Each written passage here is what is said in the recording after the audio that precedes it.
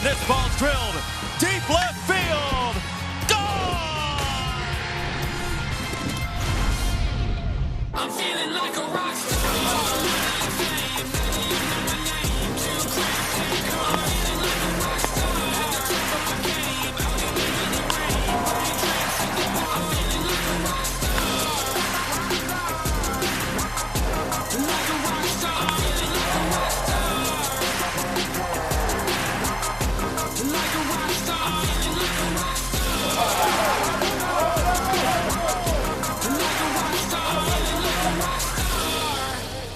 One more day of fun at the ballpark here in 2022. The White Sox and the Twins in the season finale. One last chance to sign a couple autographs for Andrew Vaughn, and one last chance for a sweep for the Sox to finish over 500. Davis Martin's been really good in starting duty and relief duty this year. He faces the Twins local product from St. Paul, Louis Varland, who the Sox just saw in that day game Thursday at Target Field, and it sort of feels like the last day of summer camp. Jason Benetti, Gordon Beckham, you know what this feels like. Everybody's cleaning out their lockers. The bats are going into the containers. Where are you on It's that? kind of a weird day because everybody has been around each other for about 7.5 months at this point, and so there's that tension. You're like, I'm kind of ready to not see you for a couple months, but at the same time, they know that they didn't do what they wanted to do this year, so there's also something that there is in them, like, I need to get back here and I need to figure out what I need to do to be better next year. That is the hope. But for Davis Martin, a guy who never really expected to be here this year, has pitched very well. Right. We saw his first start in Kansas City. He was very good. He throws strikes. He's aggressive in the strike zone. I think obviously he beat Detroit last 2 times, or at least pitched very well against them. And the one that really stands out to me is San Diego. 5.2 innings, 6 hits, only gave up a run, struck out 8 against a very good San Diego lineup. So he has impressed the front office. The White Sox are going to look at him next year to fill out that rotation. Davis Martin, one last chance to dance here at Guaranteed Rate Field. Game 162, we have the sights and sounds from an entire spring, summer, and beginning of autumn soon with the White Sox. That's all next.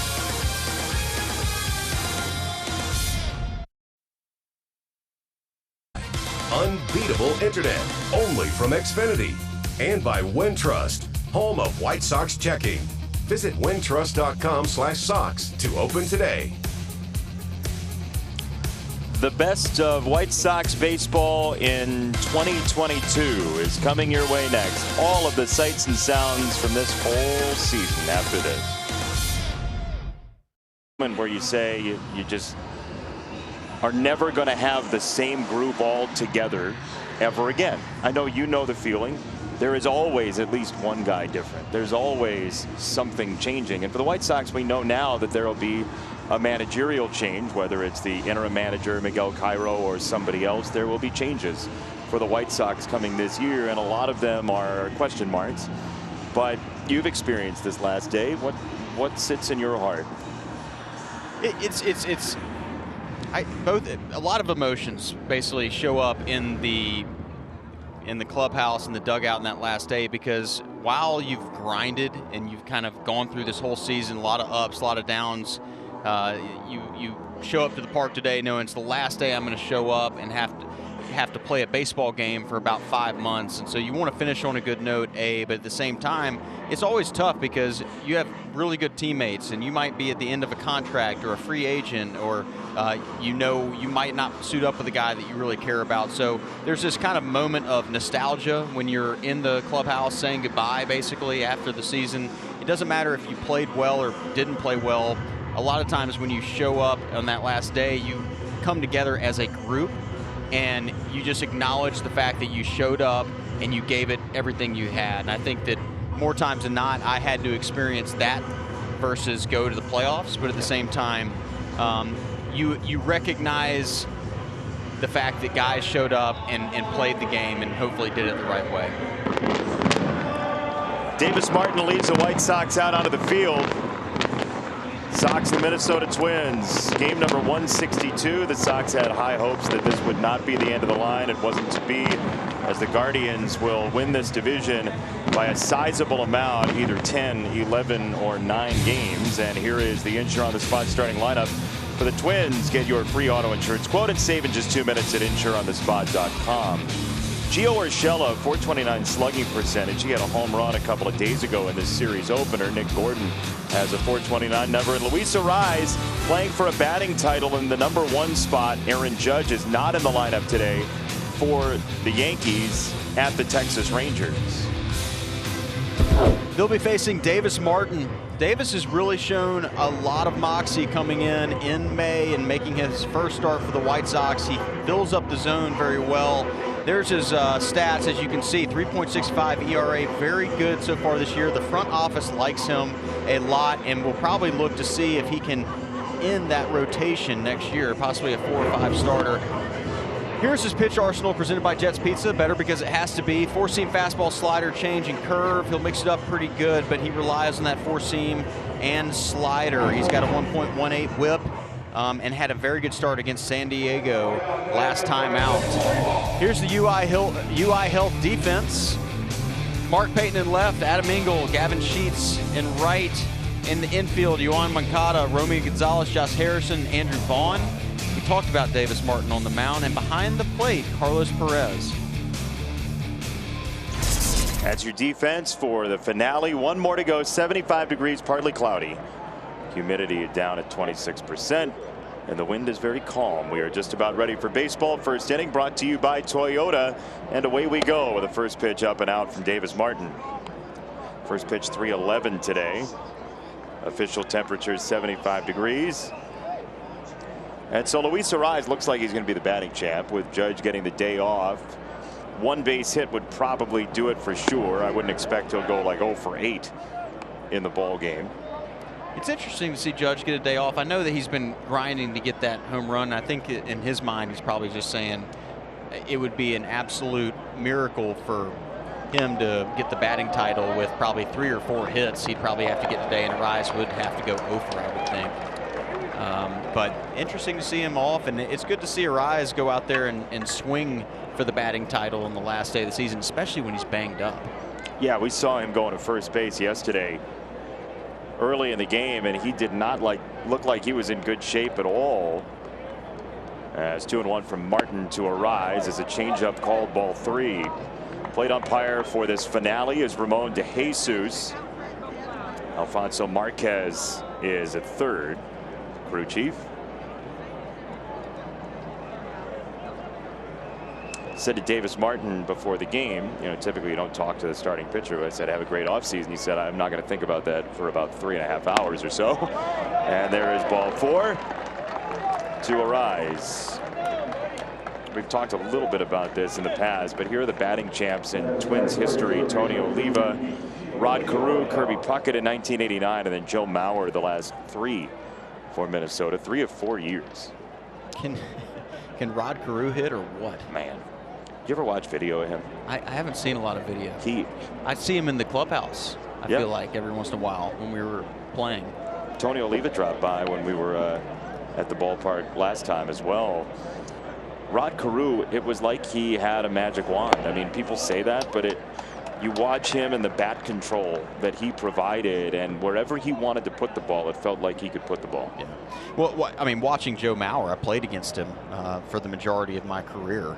The end of his, I'm not exactly sure when he retired, but I'm pretty sure it was as that ball's hit through the left side. I'll just take that. Yeah, you do Jason. it. It's the last day. Give you a break. But anybody like Mauer could just really hit. Urshela gets that ball out in front. Slider just finds a hole. Unfortunately for Davis Martin, that first batter walk might come back to bite him here. He's going to have to work really hard to get out of this inning, not giving up any runs and not giving up the lead to these Minnesota Twins. But what I was going to say, Mauer he got inside the ball so well. You could never beat him inside. He was always inside the ball. His ability to just flick the ball out to left field when he needed to was ridiculous. He would just drop that barrel in so well, and he'd be so long through the zone, but he was so quick. He'd always have his hands inside the ball, and he would just pepper left field. 0-1, hit in the air to left. Mark Payton is there, basking in the sunlight for out number 1. Yeah, we were there in 2018, the Sox were, when Joe Mauer had his final moment at Target Field. That was when he retired. And they had him come out to catch for a half inning, but they didn't tell him that he was going to be the only one coming out to the field. And you know Joe a little bit. It was very uncomfortable for him because he didn't like that sort of attention, it seemed like. But the round of applause was deafening. It was an awesome moment. He was an incredible player. I mean, a fantastic person. I didn't spend a lot of time with him off the field, if any, but speaking to him on the field when he'd get to second base, because it happened a lot, you could tell that he was first class. Foul at third from Gary Sanchez for strike one. Oh boy, that's a tough bounce for your final day. That is real tough. What happened? It just Through took the a wickets? jagged bounce off the sidewall there. Watch this thing. Caught the stool. Yeah. First rule in ball boy is gotta move the stool or get in front of it. Maybe that's the problem. Maybe the first rule is not as clear as we thought. Yeah, I didn't even know what the first rule was. I went for it. And that's what happens, right? Yeah. When you get that miscommunication, the ball hit the stool. Indecision.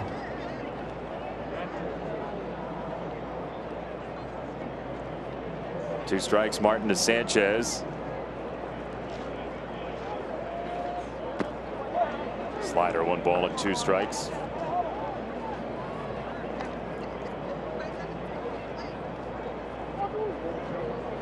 Everybody's starting at just about the same time around baseball today, although Baltimore and Toronto had a doubleheader. And the Orioles beat the Blue Jays in a game that started, I want to say 11:35 Central. Yeah, it was 11:37. They were playing some morning baseball out at Camden Yards.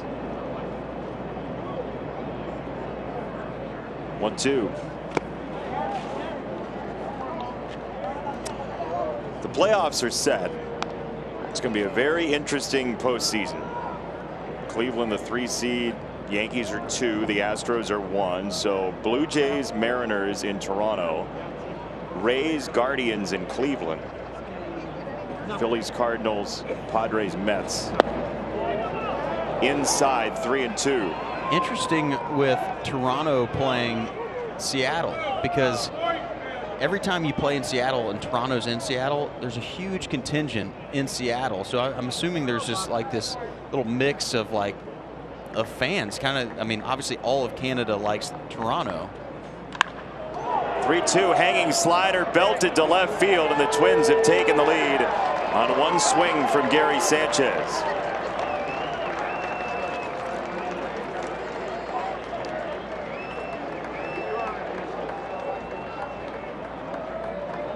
Gary Sanchez hammers that ball off Davis Martin. Davis got in a little bit of trouble to Luis Arias to start this game. Allowed him on with the walk, and it has definitely hurt him. Hanging breaking pitch right in the middle of the zone. And Sanchez did not miss it. Right into his barrel, and that ball left in a hurry. And he knew it right away. Oh, yeah.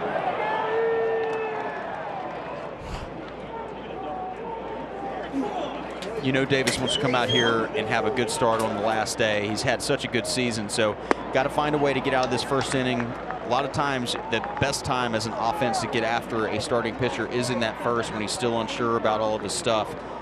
So if he can still get out of this inning with those 3 and give his guys a chance to come back, it's still could be a decent start, and I know that's the way he wants to finish his season. Yeah, you just have to piece together some strong innings. ZRA right now is 4.06. So it shows you how quickly, when you don't have a lot of starts underneath your belt, how quickly that range is. I can promise you, no matter what he does today, the White Sox will still feel really good about what he did this year. Yeah, he's done enough to earn this being a blip on the radar, whatever it looks like. And you can tell he's upset. He just threw a ball 97. I don't know if I've seen him throw that hard ever. So he's going to try to lock it back in here, give his guys a chance to win, get him in the dugout. High curveball, 2-2. Debut May 17th in Kansas City, Davis Martin, out of Texas Tech. 14th round success story for the Sox 4 years ago, as it's 3-2 on Cave.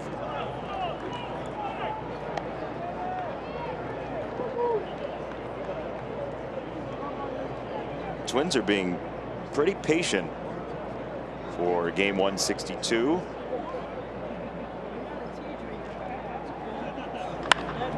Line to left. That's fair and rolling into the corner. Extra bases for Cave. A one-out double. So Celestino will come up, and we were talking about the AL playoff picture. The Astros will be the 1. The Yankees will be the 2, and there's no reseeding after the first round. So the Yankees guaranteed will face either the Guardians or the Rays, and the Astros will get either the Blue Jays or Mariners, which is bound to be an outstanding series. Absolutely. We were talking about it for the home run. It's just it's interesting, the Blue Jays, because Toronto, all of Canada loves the Blue Jays. Yep. But there's definitely some Canadians that like Seattle because of how close they are to that border. Yeah, especially in British Columbia. You're right. I mean, I've heard from a lot of people, and you played there, but talking to some of the Blue Jays TV crew, when they go to Seattle, they feel like they have half the stadium. Oh yeah, it's probably more than half. I'm telling you, Really? Absolutely. It's not a home game anymore when you're a Seattle Mariner and the Blue Jays come to town, because half of, if not more than half of the Canadian countryside is closer to Seattle than it is to Toronto. So people make the trek to Seattle before they'll go to Toronto. And you know what it's like when the Blue Jays are good, playing them in Toronto. It is loud. It's crazy. Loud. That dome, it'll be shut.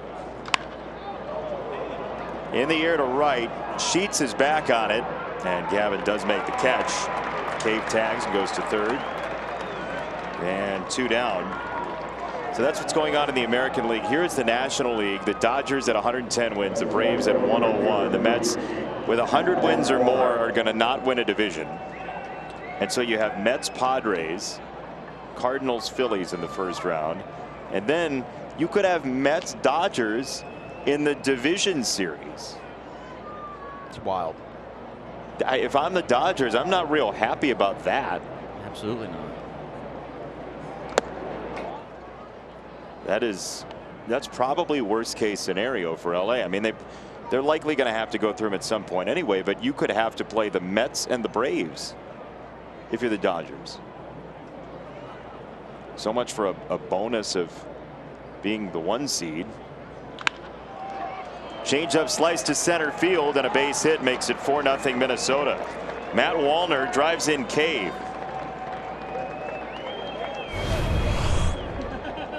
Another ball right over the middle of the plate.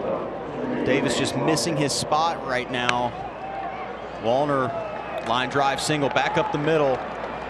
Davis just right now missing too much in the center of that plate, and the Twins did not shut this season down one day early. They are not missing those pitches. Sometimes on the last day, you just don't know what to expect. It's almost like the first day of the season. You don't know. Sometimes on the first day of the season, you see guys do things they don't do the rest of the year because there's just different types of energy. It's the same thing for the last game. Unfortunately for Davis Martin, it's the energy that he's got going right now is like one of those like, oh, you know, like get me out of this first inning. Yeah, shock value. Yes. But you know what? I think it's important to note that before the game, he's not taking this lightly. He's like, hey, I'll talk to you in 3.5 hours. Yeah. And I think that that's important because that is the mindset you have to have. But it's also, that's kind of what I'm trying to point out, is that there's also that in the back of your head. So like generally in the season, you don't think about, well, after today, I don't play baseball for 4 months. Yeah, and you got everybody else packing up their stuff around you. Exactly. So it can't feel like a regular day. No, it doesn't. It's very, guys go get a few swings in the cage, get ready, get warm. That's about it. So as a starting pitcher on the last day, it's one of those things like you're just hoping that your guys have a good day behind you. 2-1 to Palacios. It'll be fun to see which game is last today.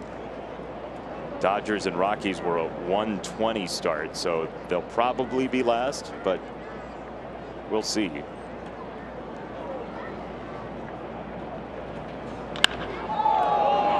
is cannon fire. Palacios, who last night had his first major league home run, now wants to do it every day. It's 6-0.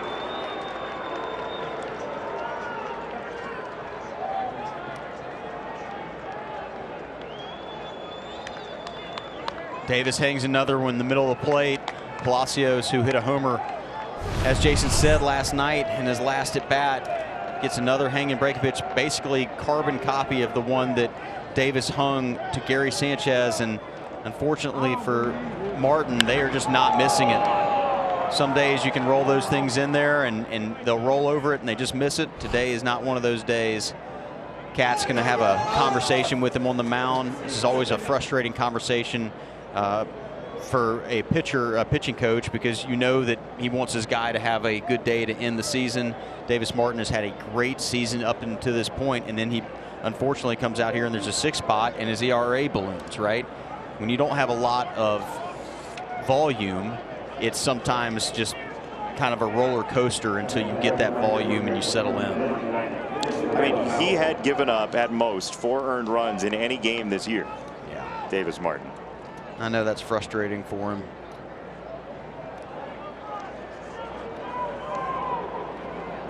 Nine hitters in the first inning. Caleb Hamilton the 9th. And it's a fastball that runs in for a strike.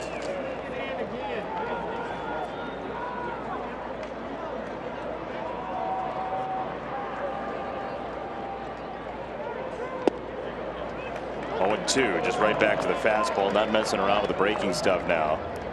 I think it's smart. He's been hanging that, whether it be a changeup or a slider curve. He's been putting it right in the middle of the plate. Just stay hard right here.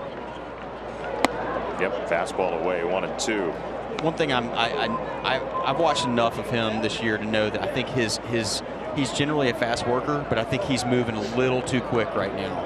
Obviously, it's spun up a little bit, but I feel like watching him work right now, he's just going to the plate real quick with his motion. Got out of the inning. That was all fastball to Hamilton. 4 fastballs to end the inning, but the Twins get 6.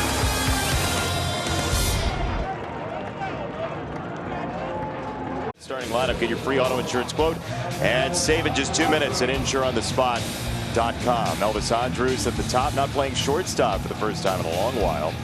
Andrew Vaughn in the 3 spot after a couple days off, and noticeably absent Jose Abreu, who evidently talked to Miguel Cairo, and he sort of wants to sit down on the bench and watch the game as a coach or manager here today.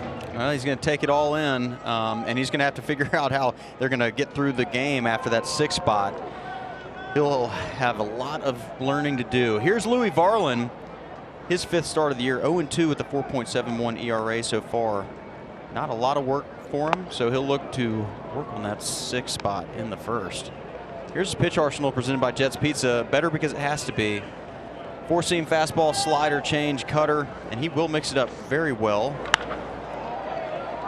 To third base, Gio Urshela takes down Andrus. Let's check out the defense presented by UI Health for the Twins. From left to right in the outfield, Jake Cave, Gilberto Celestino, and Matt Wallner. On the infield, Urshela, Palacios, Gordon, and Hamilton. Louis Varland's on the mound, and Gary Sanchez behind the dish. 1 down for Yoan Moncada.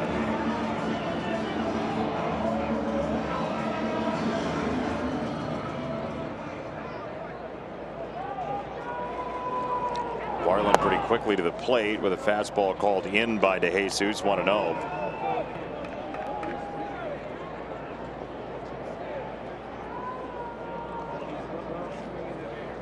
Moncada last year had a 4-WAR season, 4 wins above replacement.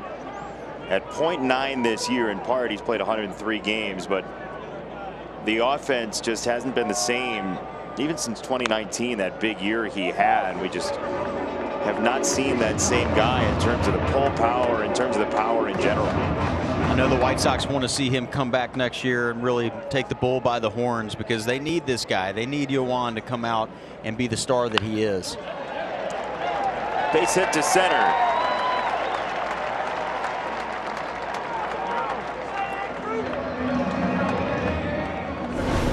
Nice job by Yoan. Little slider hangs up there. Excuse me, curveball. Does a good job staying on it, going the other way.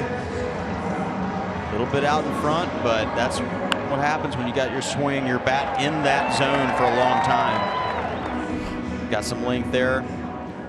Gets a knock on the last day of the season. He's at first, one out for Andrew Vaughn.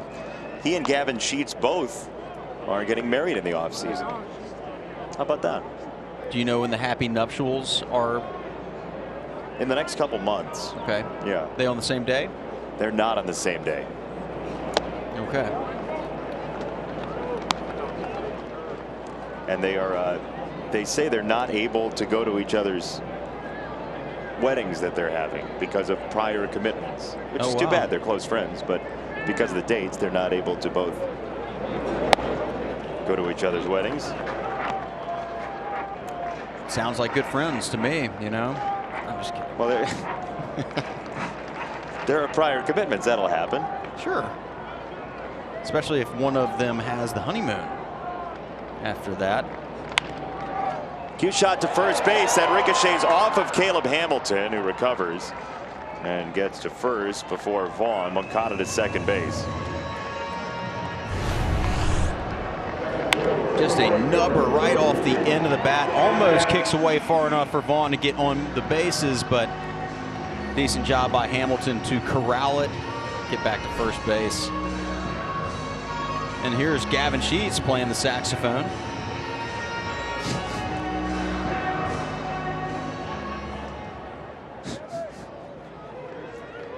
Your observations on the bench had to have been elite. Gardy would tell me every once in a while he had to play me so he just didn't have to listen to me. We don't have that option today, so we have 8 innings remaining. 6-0 Minnesota in the lead. I'm just kidding, Gordo. Hang in there. Hang in there.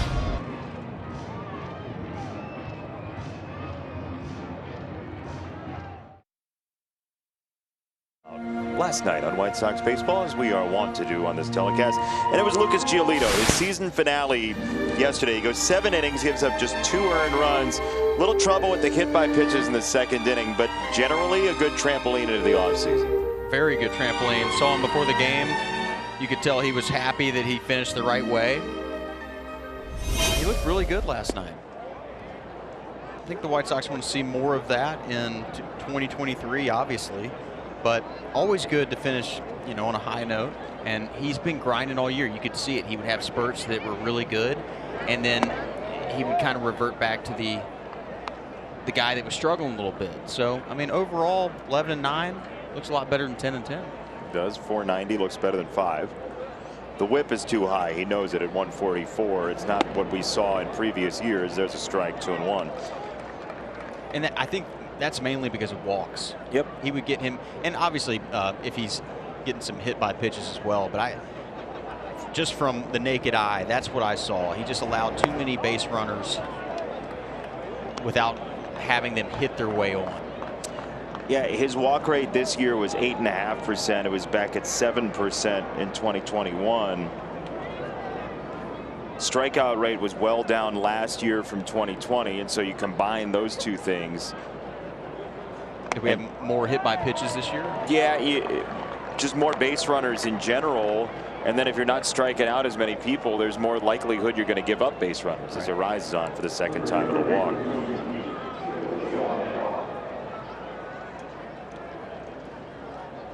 Yeah, if guys are hitting the ball in play, they're going to find holes.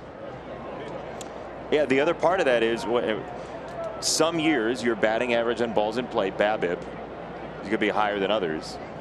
340 this year, up from 269, 255, 273, and part of that is harder hit baseballs as well.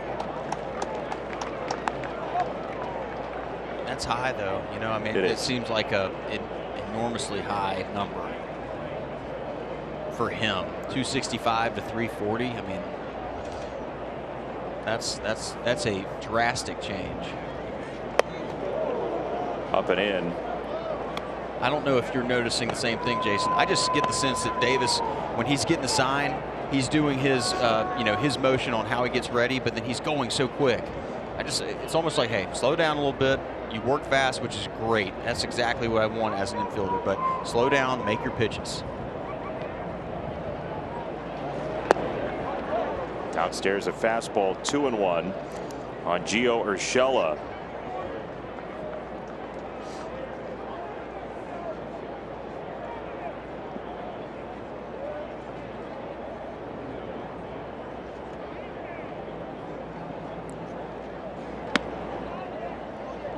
He's just never been in a rhythm all day today. Yeah, he yanked that one. I was watching that on the monitor because I wanted to see exactly what he was doing.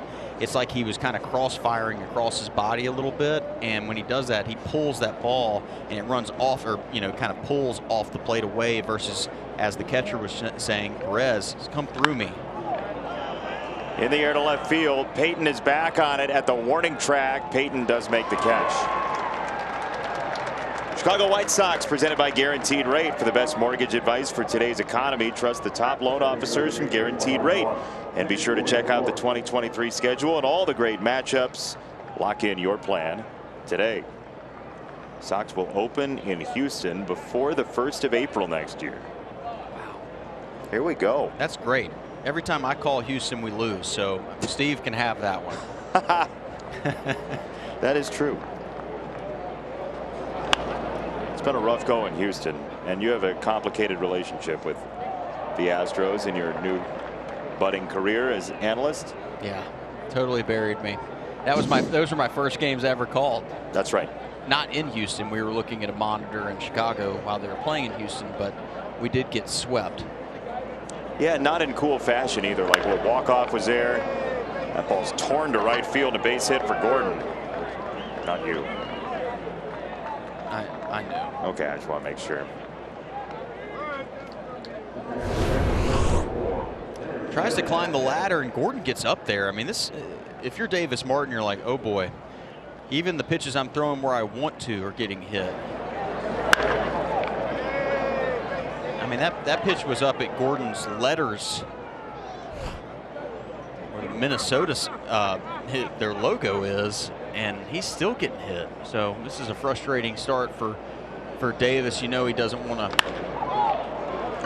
Sanchez to right field. Sheets isn't going to get there. The second inning, brought to you by Menards, has not been great.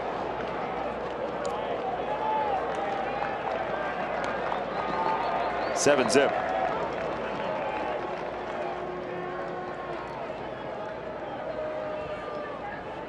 Davis being around the plate is good generally, but all of a sudden you get a hot team up the plate, and they are not missing one of these pitches. They've hit a lot of balls hard. He doesn't have great command of his off-speed breaking stuff, and when he does have good command of it, it's going in the middle of the plate. So he just doesn't have the feel for the corners, and this Minnesota team is not missing anything right now. Ethan Katz on the phone to the bullpen. Cave pulls a ball foul.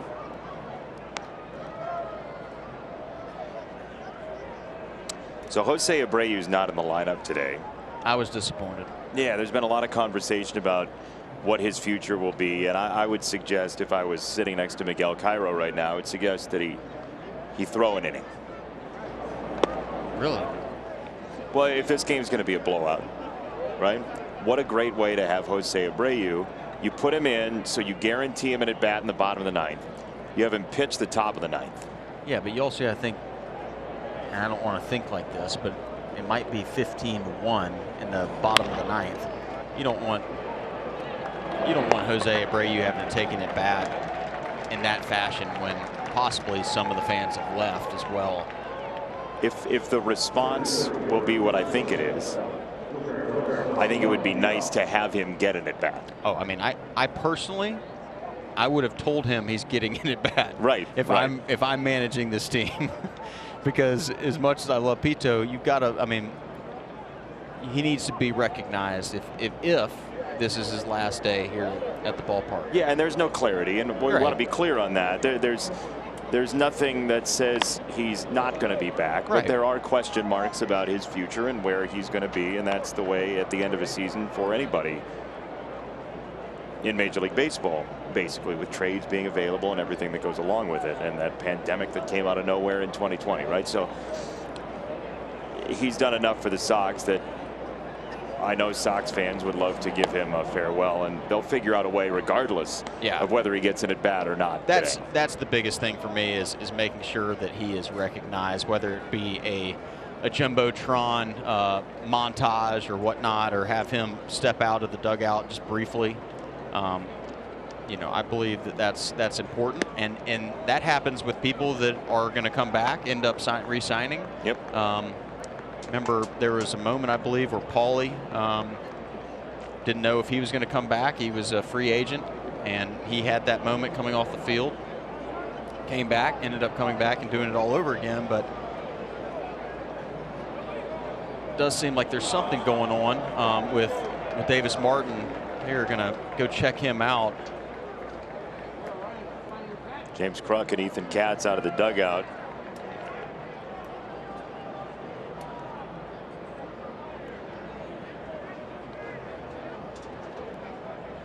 He was the first one to talk there. Yeah, that tells me that they recognized something that was going on. He's probably saying, "Hey, I'm trying to work through it," but I thought I heard back, which means back got tight.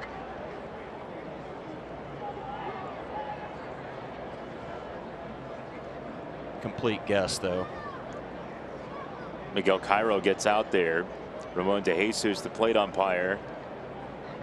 And Ethan's going to watch, I believe, Davis Martin throw a warm-up or two.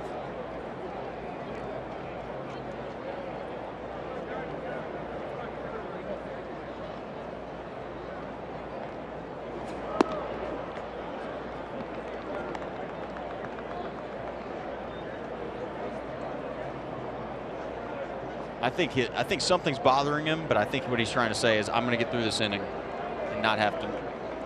And Miguel's not going to let him. Wow. So Vince Velasquez will come in. While we have a moment, let's take a look back on this 2022 White Sox season, all the moments that you saw with us here on NBC Sports Chicago. Back to back, TA and Luis. And Andrew loads up and skies it. Prediction for this at bat. I'm going to go home run over the Sloan in right field. Oppo home run. In the air to right field. Suzuki back at the track. This one is gone. Are you kidding me? White Sox win. He just took away a home run. Love where you bang. We got I'm thinking we could sing just about every one of these promos. What do you think? Jose Abreu continues to demolish the Tigers. The Sox have done it. What an adventure. And that's number 13. Swing and a miss. 7 straight outs. Harrison gets out there. What a play by Josh Harrison. That is a grand swing for Luis Robert. He's done it again. The Sox have taken the lead again in the 8th. You got hot dogs. I gave you another one just in case. You want any? Here, eat one. Punch out number 11. What magical stuff he had tonight. Sox win! Cue the fireworks again. It's hard to look at what he's done this year and not know you're witnessing something very special. The first big league home run for Romy Gonzalez. Grand slam, Elvis Andrus. A complete game, one-hit shutout for Dylan Cease.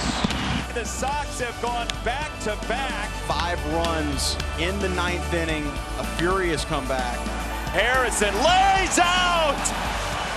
Unreal. Just in case you think you might forget me, here you go. What size is it? It's just your size. No, it won't fit. Oh, yeah.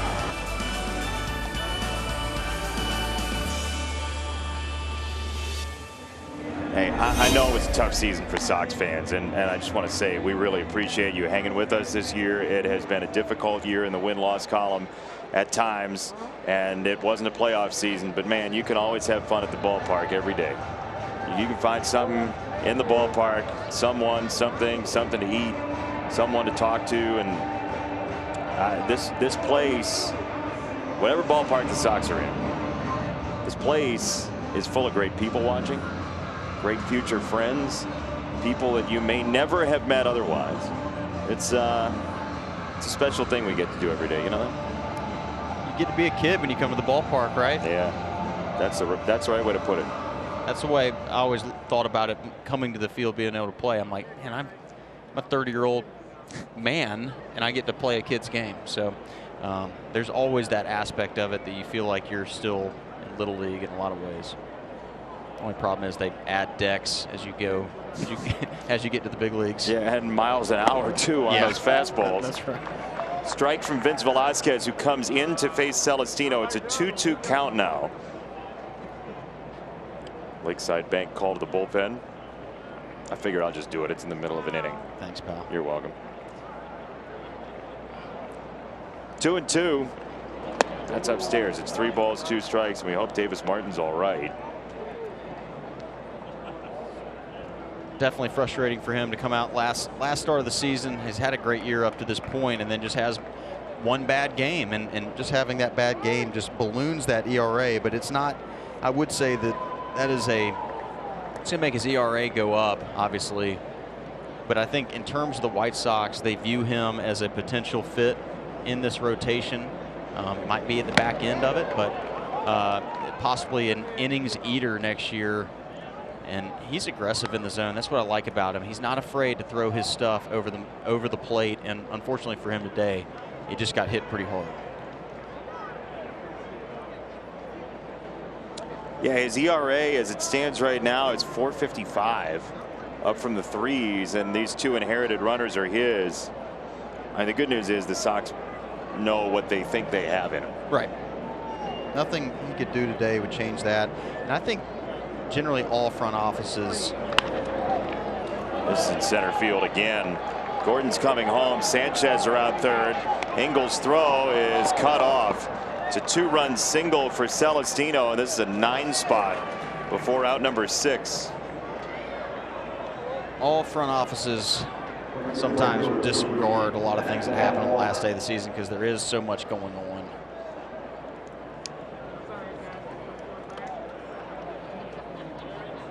It's all part of the work he does, but at the same time they realize, hey, he's had a pretty good year up until this point and just had a bad day. 1 2/3, 9 earned runs. There's a fastball up, ball 1 to Wallner.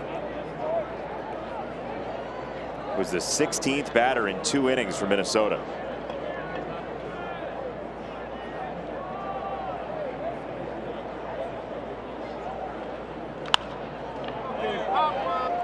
Popped it up.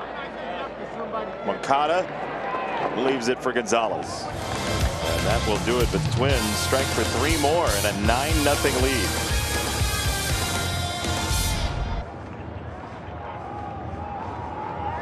Usual partner Steve Stone. It's a big day for him. He is one of the 10 finalists for the 2023 Ford C. Frick Award for broadcasting excellence in a Major League Baseball career. 40 seasons he celebrated this year in a Major League Baseball broadcast booth. And Stoney, I know you're watching the game. Congratulations to you. We sincerely hope you get it. You're on the docket there with a lot of great people, but you deserve it in a big way. And we sincerely hope that you are the next guy to go into that wing in Cooperstown. And if he were here right now, he would say something snarky about being old. But you could also tell that it's important to him by what he would have said if he were here too. So Stoney, we're rooting for you, we're hoping for you, and you know, you deserve it.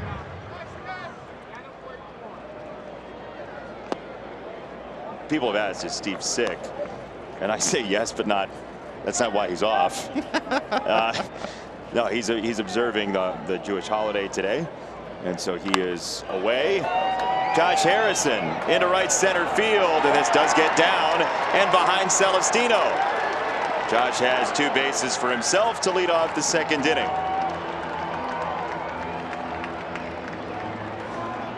White Sox just got to chip away. Josh Harrison high stepping into second base, very nice. Fastball out over the plate, hits it in a good part of the field. They were shading him to left. Right fielder nowhere to be found. That ball finds the fence out in right center, and there's that high step. Into a double brought to you by Elgin Hyundai, home of the 20-year, 200,000-mile warranty.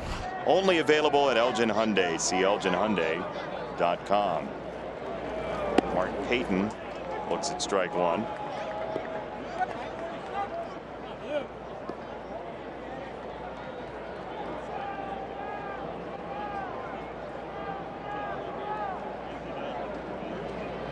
We were asking which game would be last in Major League Baseball, and I think the answer is going to be the Nationals and the Mets. They are in a rain delay in Flushing. Sorry about it. That is not ideal. Oof. Not ideal when you know where your seating is going to be, where you're going to be playing in a couple days. You have to wait around to finish a game that doesn't matter. And the Nats know they have the worst record in baseball. It's just adding insult to injury. That is one of those, everybody's walking around the clubhouse going, isn't that really pretty Nationals? Yeah. For that season. Yes. Yep. Did you ever have a rain delay on the last day of the season?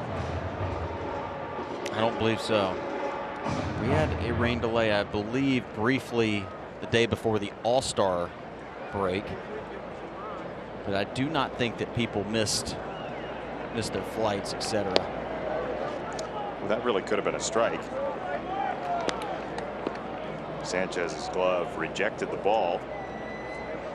Yeah, you don't want to see people suffer playing cribbage in a clubhouse at 7 o'clock at night on the last day of the season. Correct.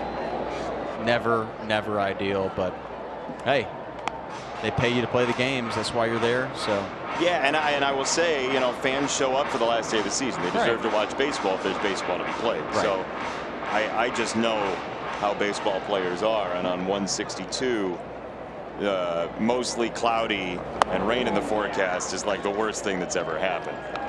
Could smash all your bats and you'd be better off. One down. Today's odds presented by PointsBet. And it's the odds to win the World Series. Dodgers are 350, Astros 375.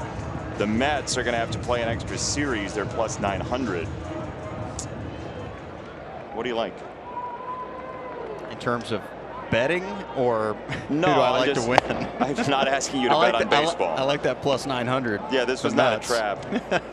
Do you like pretzels? Go ahead, get it in you. No, I want he's food. Like, yeah.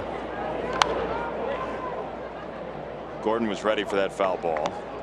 You're ready for every foul ball. Still haven't gotten one all year. It's all part of it. Was that challah instead of a pretzel? Do we sell challah at the ballpark? I was told by our truck that it was challah. It looked kind of like a pretzel, but I wasn't paying much attention. I just was taking your word for it. I mean, being Yom Kippur. 2 balls and a strike. To just put a exclamation point on your end of the season, if you had a rain delay and everybody sitting around when you're on a bad team, I would liken it to salt falling from the sky and you having an open wound. That's a good way to put it. It stings. Fun at the old ballpark. 3-2 for Romy Gonzalez.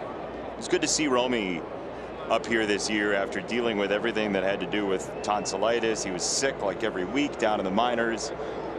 Got a chance again to come up to the big leagues as Varland takes him down. It's back-to-back strikeouts. And now this. Sox fans, make sure you become a White Sox insider to get special offers, single game ticket pre-sales, and other exciting Sox content delivered free to your inbox this offseason. Scan the QR code or go to whitesox.com/insider.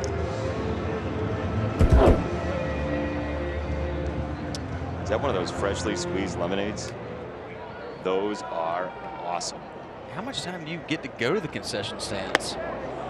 So when I was in the minors, they would give us like instead of having like a press box meal, they would give us a concession stand voucher. And so before the game, like 6 o'clock, I'd go over to whatever stand it was. And the voucher was worth like $10, $12, whatever it is. And I'd just go get 2 of those. That would be my dinner. That would be, you'd be sampling. Yeah, and I'd be awake until Sunday. Those are so good, though. Have you had those? No, I'm not. I mean, when would I have had a chance to have one? I mean, just at a ballpark. like freshly squeezed lemonade. I'm sorry, no. You were playing. I was generally you were busy playing. Generally playing. But I guess next year I'll have to give it a shot. Ooh, the extra $6. You can have a real good time. Up and in. 2 balls, 2 strikes. That's for one drink? Yeah. They're refreshing. Sales tax is not included. Wow. Really good. Spiky.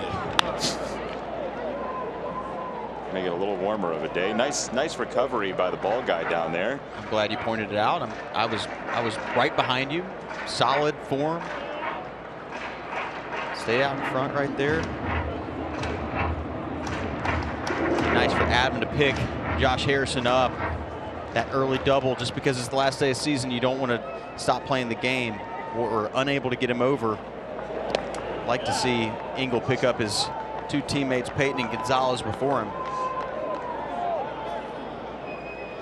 And it's 3 straight full counts. Peyton and Gonzalez struck out on 3 and 2. Engel trying to reverse that here in the second.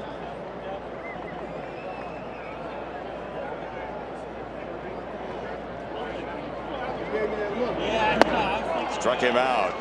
Slider above the zone. Inning over. We'll go to the 3rd.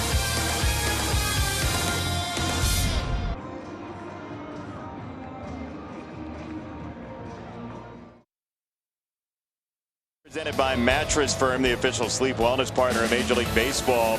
Winter meetings coming up in a couple of months, December 4 to 11. Spring training starts against the Padres February 25th. Opening day is in Houston, and the first game against the defending AL Central champions, the Guardians, May the 16th. And again this year, this coming year, you're going to play fewer games against the division because all those National League teams get mixed in.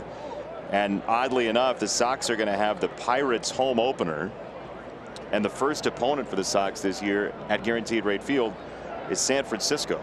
Just strange to hear, isn't it? It's a little bizarre. I do think it's a good change, though. It's nice to be able to see everybody in the league and everybody have a sample size that's the exact same, basically, in terms of playing every team once. I think it's good. And I will say, playing a team, what do they play, like 16, 18 times right now? 19, yeah. 19 times, right? That's just a lot of games to play one team in the division. So when you multiply that obviously by 4, you're just under 80. That's math. And you know, that's a lot of games to play a season in when you're playing in one spot. So I think lowering that makes sense, and then being able to have a slate that's the exact same as the other teams. I think it's good. Yeah, the only difference being you play some extra still against your own division, but it's not even close to what it used to be. I agree with you. I think there's more fairness, especially with more teams making the postseason and the value of the schedule mattering so much. As it's 1-1 for Hamilton, you look by the end of the year and you say who played in the weaker division, who's getting the wild cards. So it'll just take a little getting used to, and I think in a good way for fans who will get to see, you know, say for the Pirates, O'Neal Cruz, right? Young, talented kid. He'll be on your TV as part of a Sox game rather than, apologies, but game number 19 against Minnesota. I just think it's better for the fans. Totally agree. I mean, I was over at Truist Park in Atlanta, and Mike Trout was coming through. Mm-hmm. And Chip Carey told me, he said, this is the first time Mike Trout has ever been here. And that to me is like, that's one of the best players in the game, if not the best player, in terms of just for the last 7-8 years. And you've never had a chance to watch him in that park. I think that every other year having a chance to watch somebody like that, I think it's cool. Yeah, I mean, same thing for Aaron Judge. Ohtani. I mean, who knows where Aaron Judge is going to be next year? Probably in a Yankee uniform, but you never know. And just imagine a National League team that's crushed, by the way, down the left field line, and that is arching, and it ends up in the corner in a Tim Anderson jersey's hand. But the National League team might not ever see Aaron Judge. So now they have the opportunity every other year. Yeah, and to your point, if Aaron Judge is in a Giants uniform, He's going to be here in the opening series instead of in 6 years. Yep. Correct. I never even played in San Diego. That's wild to me. Oh. Played on plenty of teams that could have, but never played there. Yeah, it's just strange. I got hurt when I was with the Braves. I got hurt before that series, and I didn't even make the trip. 16, right? 2016? Yep. Check swing, ball up and in. He didn't go. And it's a walk for Caleb Hamilton. Temperatures are expected to drop tomorrow, but just how cold could it get? Tune in to Brant Miller for Chicago's most accurate forecast tonight at 10 on NBC Chicago. Love Brant Miller. That was one of the positives of the games last year we did in the studio. Every once in a while I'd be running to the restroom in a break, the 2 miles to the bathroom, and Brant Miller would just be in the hallway. We get to talk weather. Brant's tremendous at his job. Must have been a quick conversation if you were running to and from. Well, my running's slow, so we're going to have a nice conversation in the process. It's a breaking ball for a strike to Arise, who came in with a .315 average. He's 0 for 0 with 2 walks and 2 runs scored. Chasing that batting title in the American League that he's pretty much gonna win. It's cemented at this point with those 2 walks, I believe.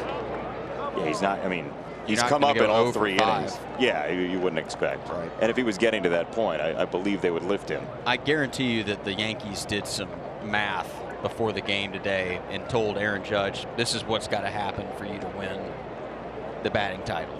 And that's probably the reason that he's sitting out. One of the reasons for the Yankees.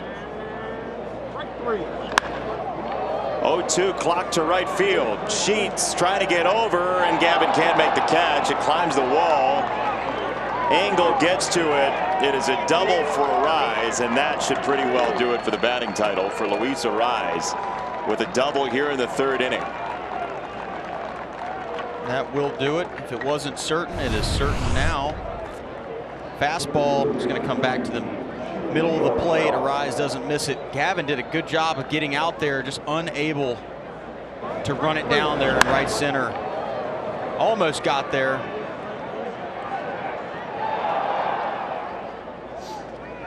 He's come a long way in right field this year, but unable to track that one down. Pretty cool moment for him, standing at second base. Absolutely, for Arise, who is now at .316. You see the recent batting champions last year and this year, a substantial drop off in batting average just across the league. So to be the guy hitting nearly .320 is an impressive feat now. What do you like in that too, Jason? Yeah, it's is it the ball? Some guys will tell you that. Yeah. Other guys will tell you as the Jose chant is going up here at Guaranteed Rate Field. I told you Sox fans would find their own way. You and I both know Sox fans pretty well, and they're not going to let Jose get out of here without some sort of curtain call. That's right. That's right. It's part the ball, but it's also like guys are getting paid for home runs, Gordo. You don't get paid as much for your batting average anymore. It's not this. It's not. But that's been the way. That's been the case for the last 3 or 4 years, and you saw some of the averages, even TA, a couple years ago. I think it's in part you're getting fewer base hits off the shift as well, though that's been prevalent the past couple years too. What do you think it is? Having that drastic of a change to me says that something else has shifted. Honestly, I don't know. That's just I mean, guys always talk about the baseball either being pitchers say it's juiced, hitters say I hit that ball last year and it was 5 rows deep. Yeah. And it got called on the warning track. So there's all types of stuff always having conversations about that, but the shift I think is a big deal. I also think pitchers are just throwing fewer fastballs.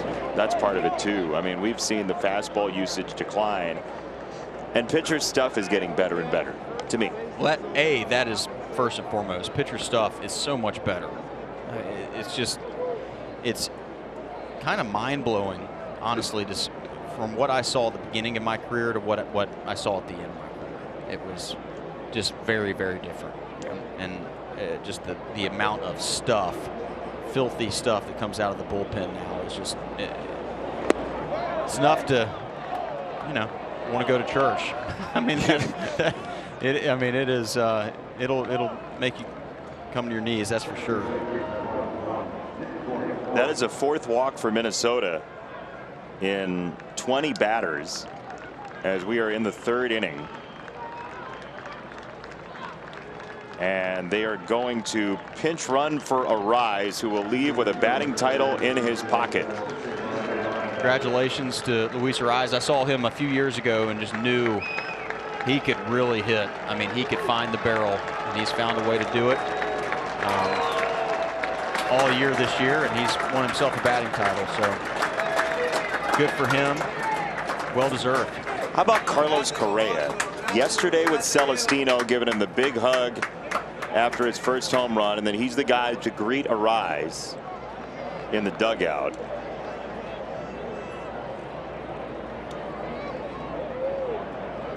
Nice gesture by a guy that didn't have to.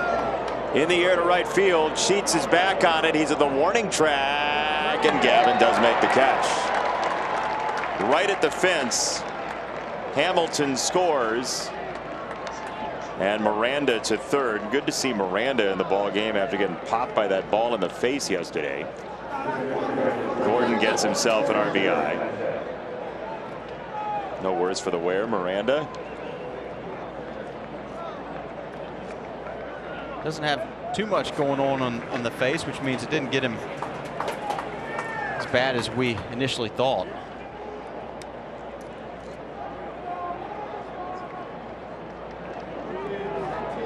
Here's Sanchez, who's had a huge day so far. Takes a strike.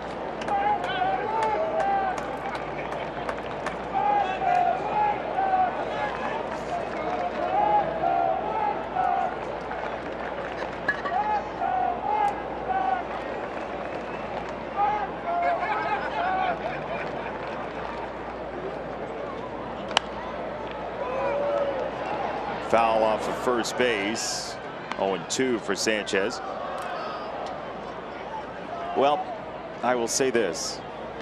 The most combined runs in a game so far in Major League Baseball today is the final. Baltimore beat Toronto 5-4. So the Sox and Twins coming in at 10 runs in the 3rd inning is looking like the. I'll take the over. Looking like the big number.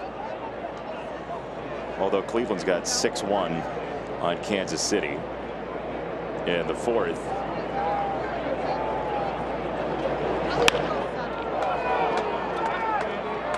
Adam in center makes catch. Twins pick up one more run. It's 10-0 as we go to the bottom of the 3rd, and the batting champ in the visiting dugout.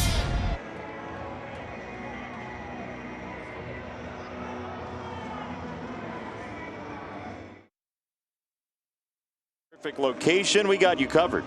When you reserve your group outing for 2023, you get priority access to the biggest matchups and the best space for your group. For more information, go to whitesox.com/groups. Official word on Davis Martin is right bicep soreness. That's what took him out of the game. Don't like hearing that. Sincerely hope that Davis is going to be okay, as the official word is right bicep soreness. And anybody who suggested today that there might be a PitchCom issue, please take your ticket to the window.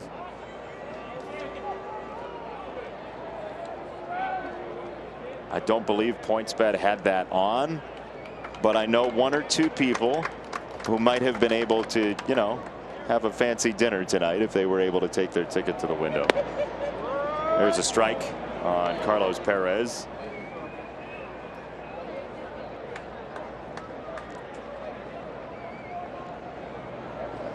People make the strangest calls. I was about to say games. that was the wildest call I've heard in a while. Yeah, somebody walked into the booth. Somebody you and I both know just stopped by real fast and said there's going to be PitchCom issues in the game.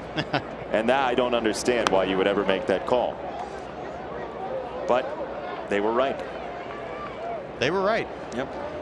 They were on it. I will say, as a player, some of these guys are getting out of here tonight. Ground ball to third. That's a fair ball. It's Urshela to whip it to first. For the best coverage in the game, let's check out the T-Mobile coverage cam. Why don't we do it? A little magenta in your life? We're going to. This is a pretty good play by Urshela. Goes over the bag. Quick release to get Perez at first. When this play was happening, I was thinking to myself, that is a nice play. Very good. Urshela's very good at third base. Charges that ball, throws it on the run very quickly.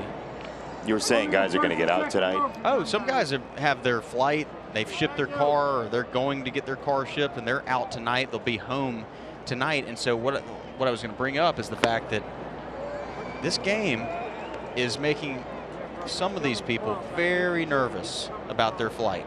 I guarantee you there are a few people that decided I'm gonna book a 1 o'clock game. I'm gonna book like an 8 o'clock flight that are starting to get a little nervous. So you're saying if you want to meet any White Sox or Twins and you're going to O'Hare or Midway tonight, it might be the place to be.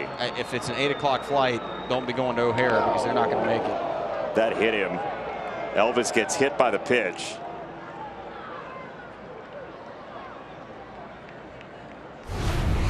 Another thing you don't want to see, Elvis has come over here and played very well for the White Sox. You don't want to see him get right on the right edge of his right hand.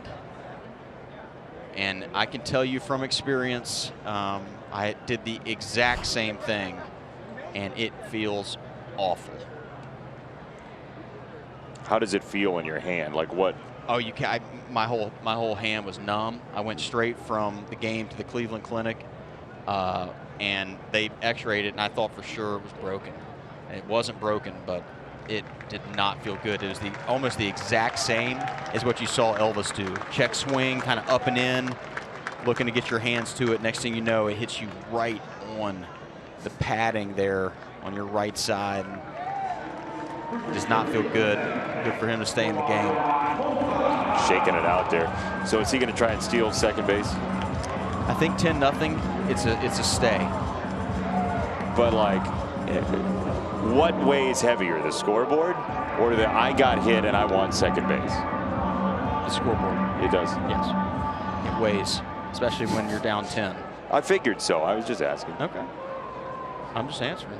Don't get all snippy. I was upset on the last day of the season. I was clearly upset. A lot of tension up here in the booth. booth. You could see it in my eyes as they darted to and fro. 1-0 for Moncada. Andrus at first, Vaughn on deck. 1 ball, 1 strike.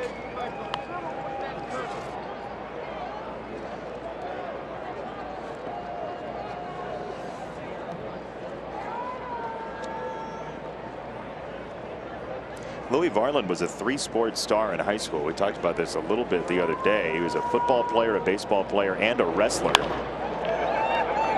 Moncada to left center, and this will be Jake Cave.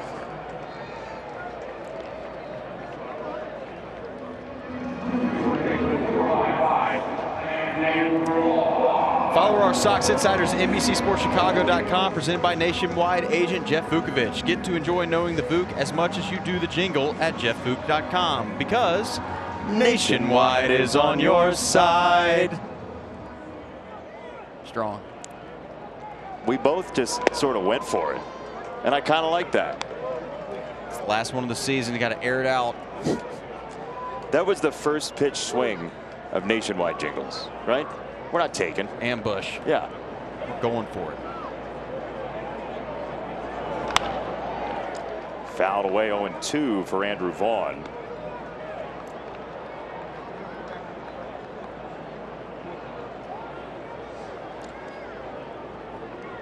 Minnesota got 6 in the first, 3 in the second, 1 in the third. Slider. Inning over. We'll go to the fourth. 10-zip.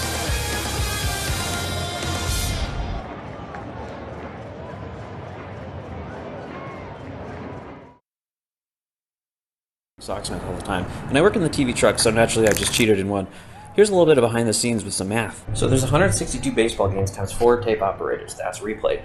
We have 3 audio technicians, 2 video ops, 2 graphic operators, 9 camera people, a technical director, a regular director, a producer, 2-ish engineers, a score box, a utility, stage manager, an offsite editor, 2 announcers, and a tech manager. All that math on screen equals 762, which is an inside joke for the truck.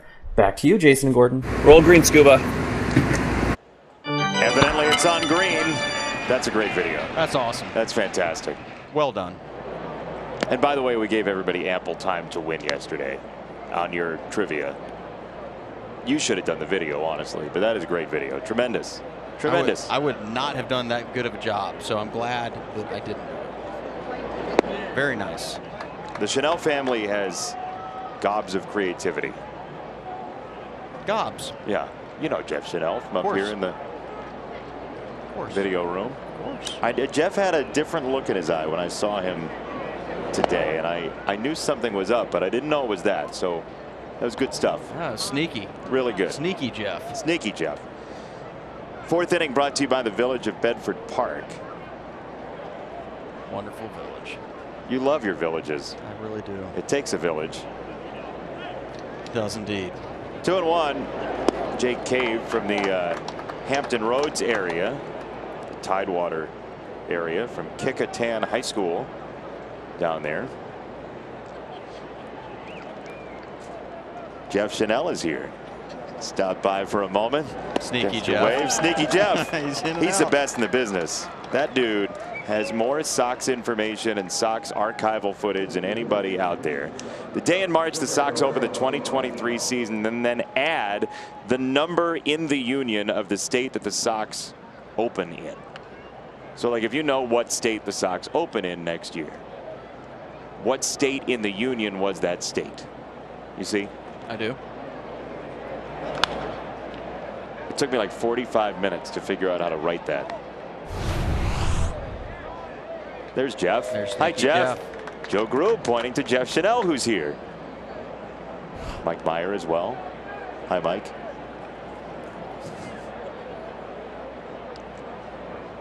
One strike on Celestino to shortstop. That's Romy Gonzalez there today. And they're 2 down.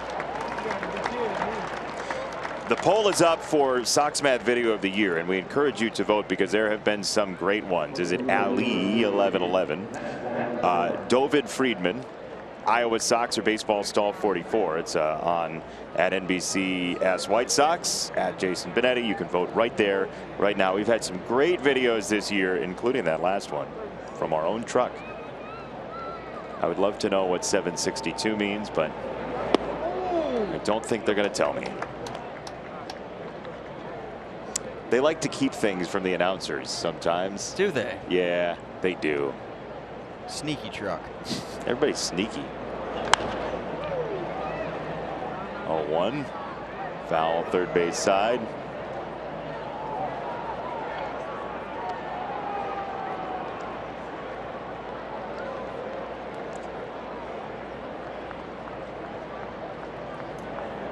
That was like high level editorial creativity on that thing too. That was brilliant.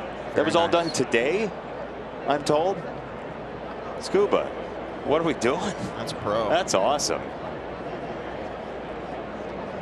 0-2 in the dirt. Carlos Perez, by the way, is a wall back there. He's been ridiculous. It's like a pillow cushion.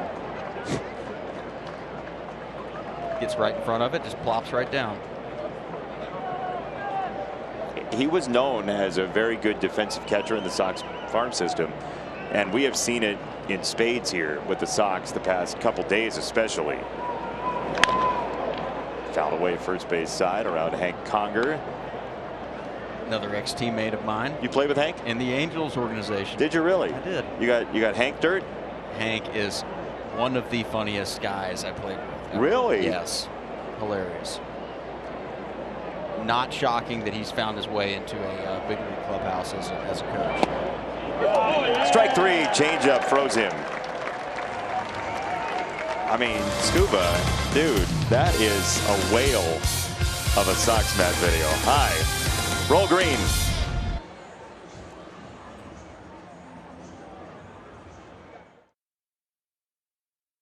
to the best stadium, okay, Chris Withers, in the NFL to face the Vikings at U.S. Bank. Join David Kaplan, Dave Wannstedt, Lance Briggs, and Alex Brown as they break down the game during Football After Show.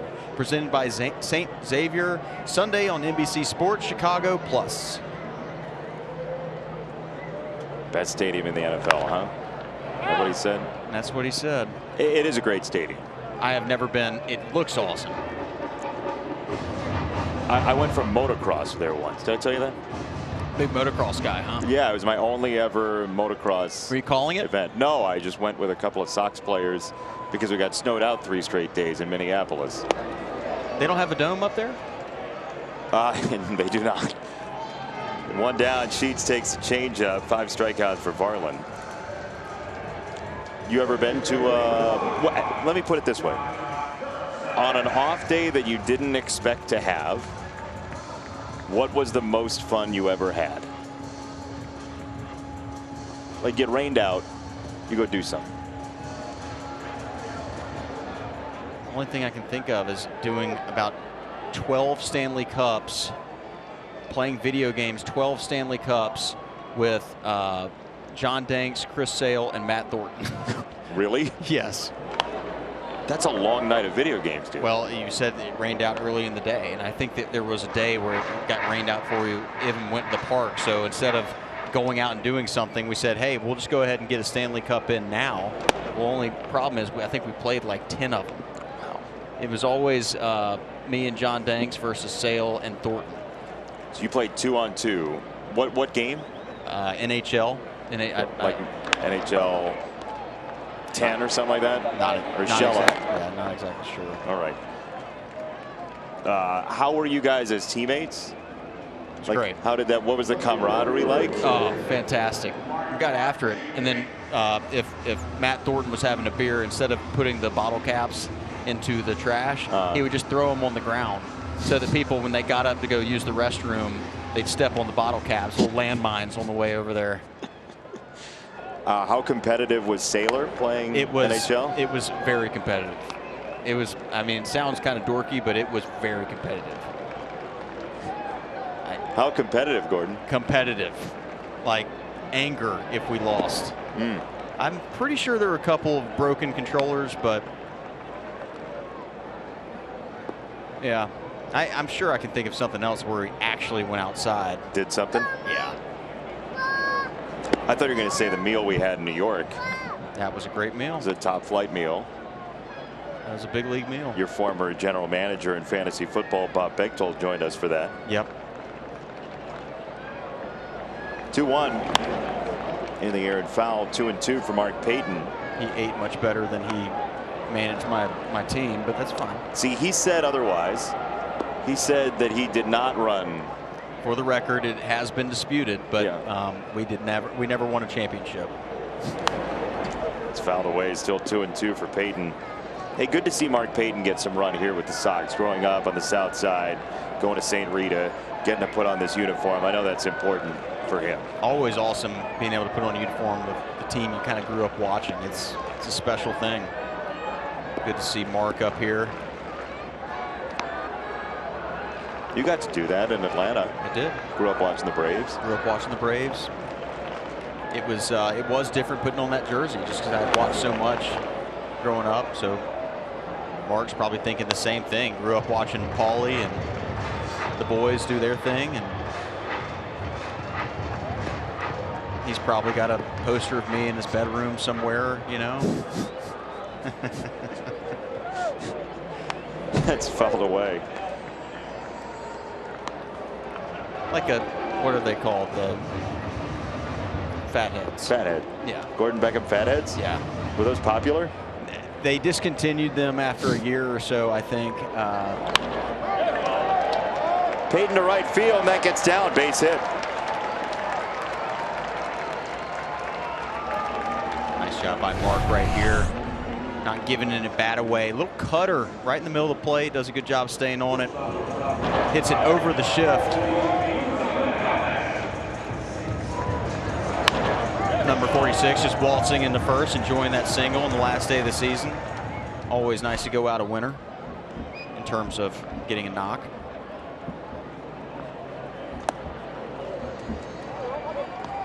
Yeah, you like to see guys pay that off, right? They get the opportunity, get up here, get a couple knocks, get a couple firsts in a different uniform. Ground ball to third. It's Urshela approaching, and he throws out Romy Gonzalez. Sox have stranded 4. The Twins have a big number in the finale.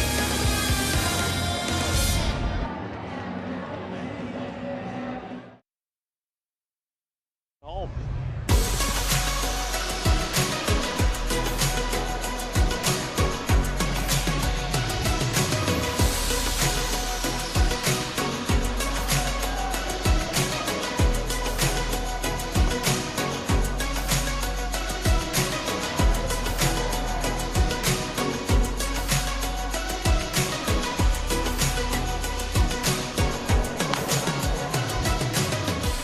Was that?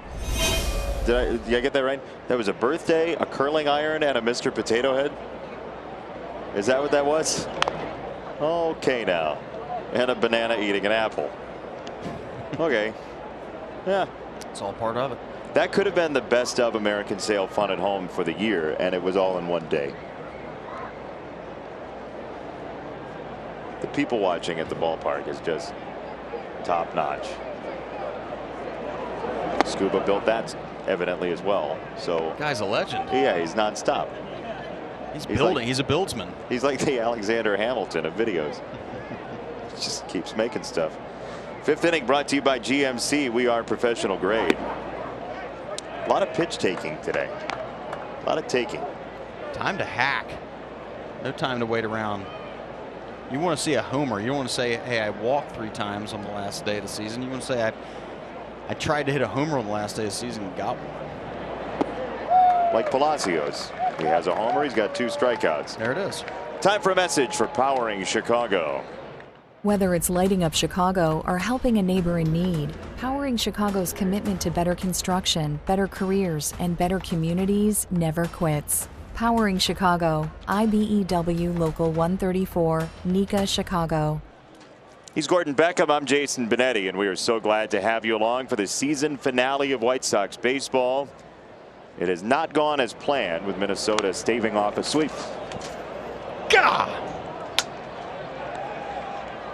Almost got it. Yeah, I almost got crushed. It tipped off my my fingertips. Did it really?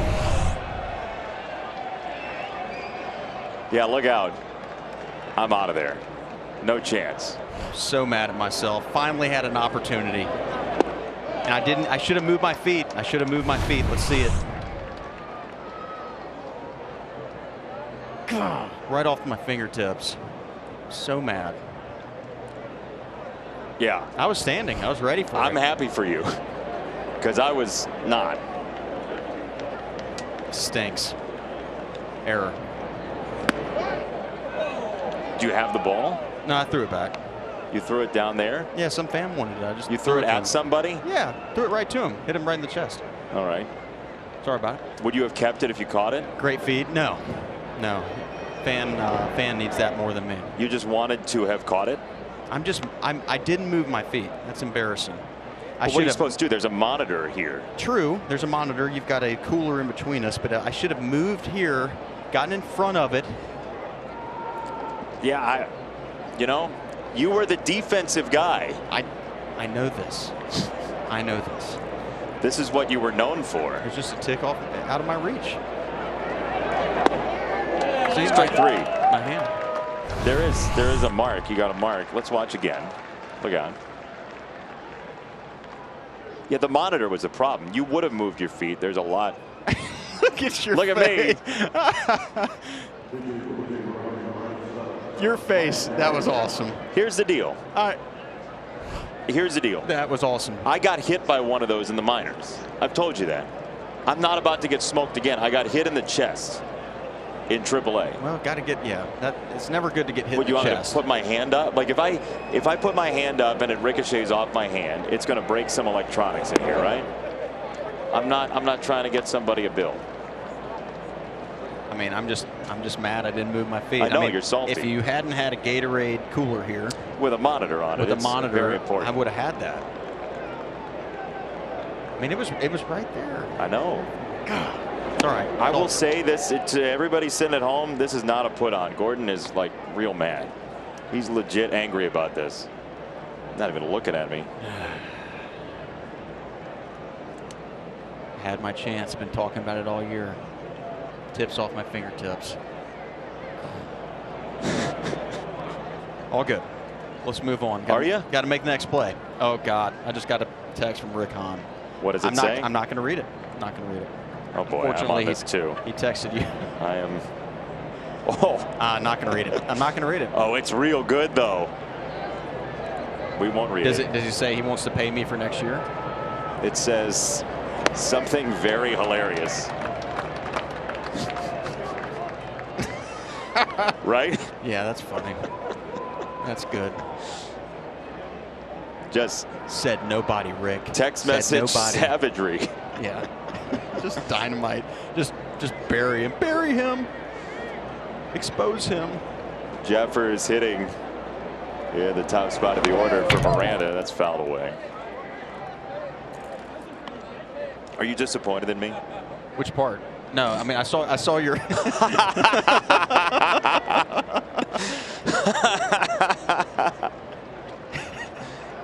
Took game 162 for the line of the year.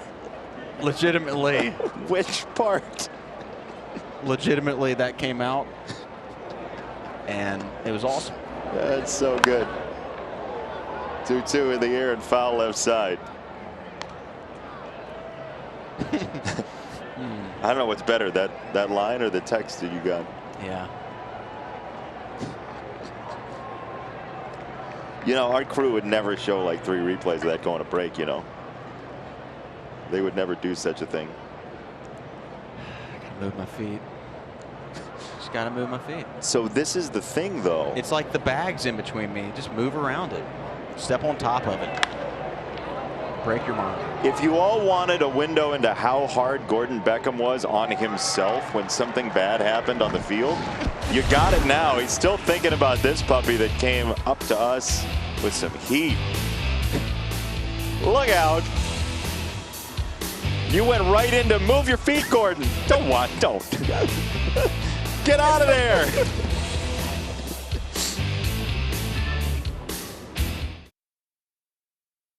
Sonic Bundle. Get an amazing value on unlimited gig speed internet, streaming, and Xfinity Mobile. Learn more at xfinity.com/gig. First pitch. First base side, and that is safe. Base hit. Adam beat it out.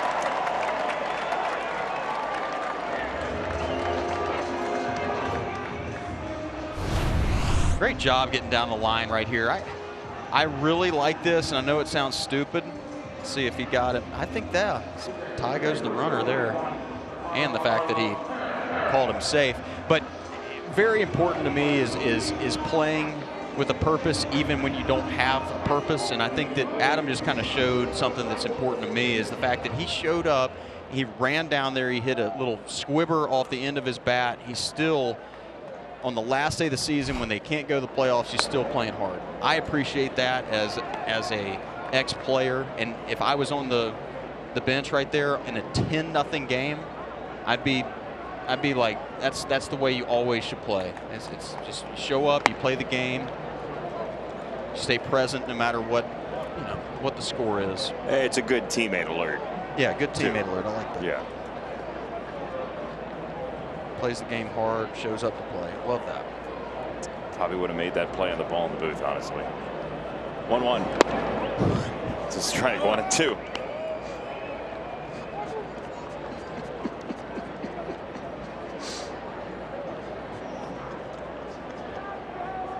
That was awesome.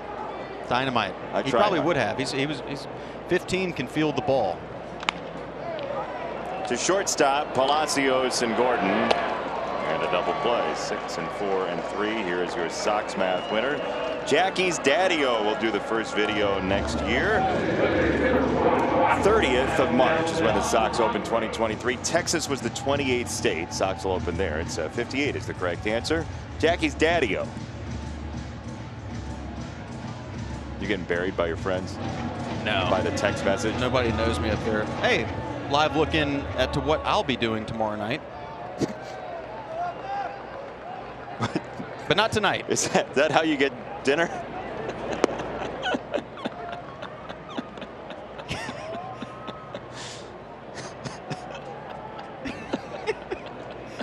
Oh, man. No, I will not be drinking out of the bottle. I don't know. Jason. I don't know.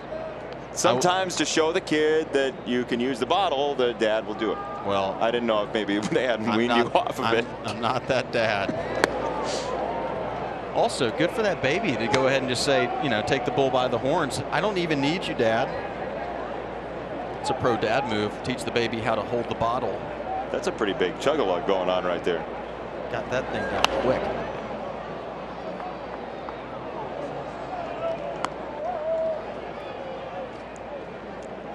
If you asked one of the players, can you just hit a ball up here for us? Like if you went downstairs, asked them before the game, can you? How many guys do you think would be able to foul a ball off to this location if you really wanted to have redemption?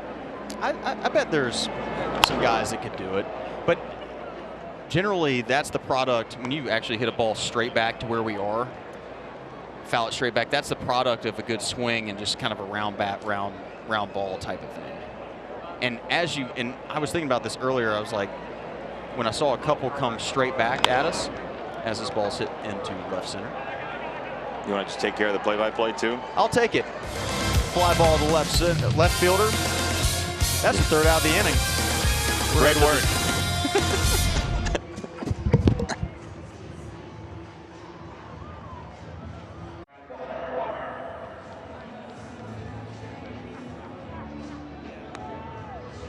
Brutal.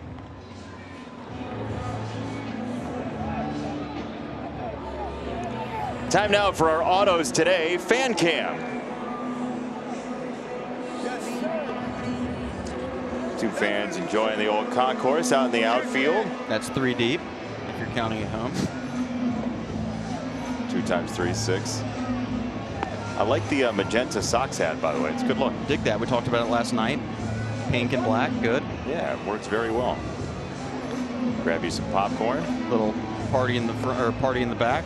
Business up front with the mullet. Love that. Just bouncing. Cold beer. Why not? That looks like a commercial. That guy looked like he was selling product. It's perfect. Hey, here's Aaron Bummer. 32nd and last appearance of the year. 2.45 ERA. He's pitched very well. Left-hander out of Valencia, California. He's 6'3", 215 pounds. Had a solid end of this season after being on the IL for the majority of it. Aaron Bummer is a guy that opposing hitters do not like to see coming into the game because if he is on, he is filthy.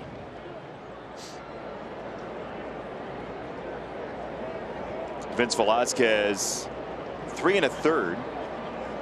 2 hits, 1 run, 2 walks, 5 strikeouts for Vince.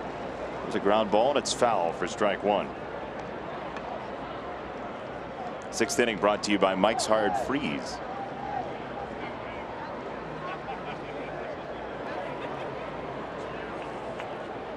What size hat are you? What would you think? Small, green, and plastic. I was asking the little one there, not you. Sorry. Unless you want to share, just in case you want people to send you hats or something like that. Third base side and through. Base hit for Urshela here in the 6th. Hey, don't miss a minute of White Sox baseball on the official White Sox YouTube channel. From exclusive game day footage to historic moments, we got it all. Subscribe today at youtube.com/White Sox.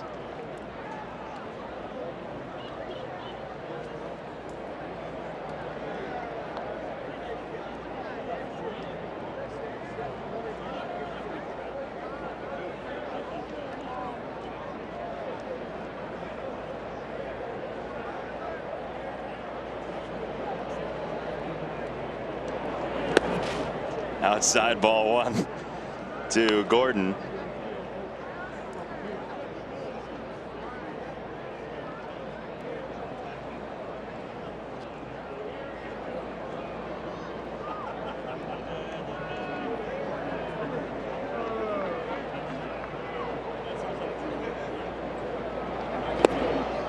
2-0 from Bummer. Oh, look who's back.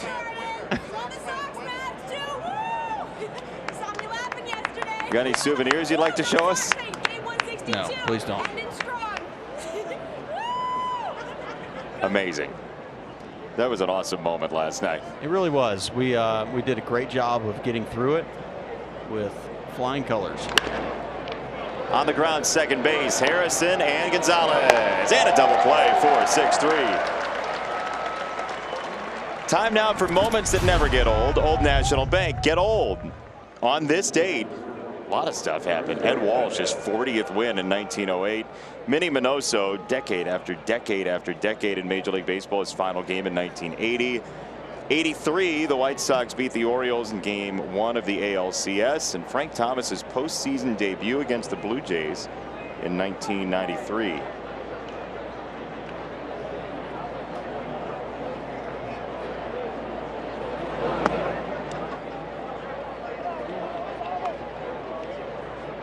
Two down for Gary Sanchez.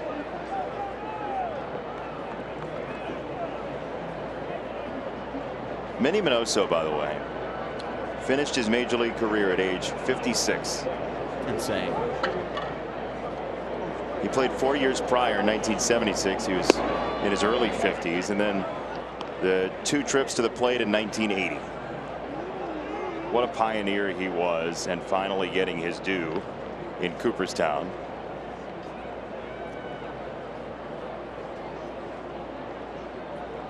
Always put a smile on my face when he would come into the clubhouse. I was going to say, I assume you got to know him a little bit before he passed, right? Oh, he would come in 2-3 times a week to the clubhouse and just walk around, see guys, say hey. He was great.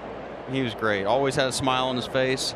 The thing I remember about him the most is he would not change his outfit if we were winning.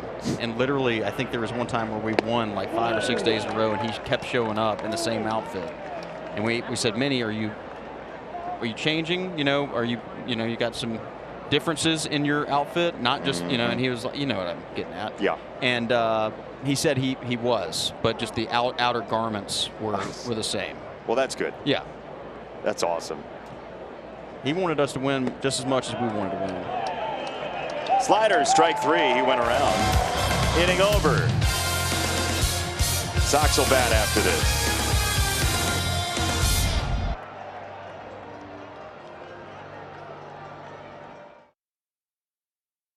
You and your community. Check out Marquette Bank at emarquettebank.com. Marquette Bank. Love where you bank. Hey, let's take a trip to the swap meet here.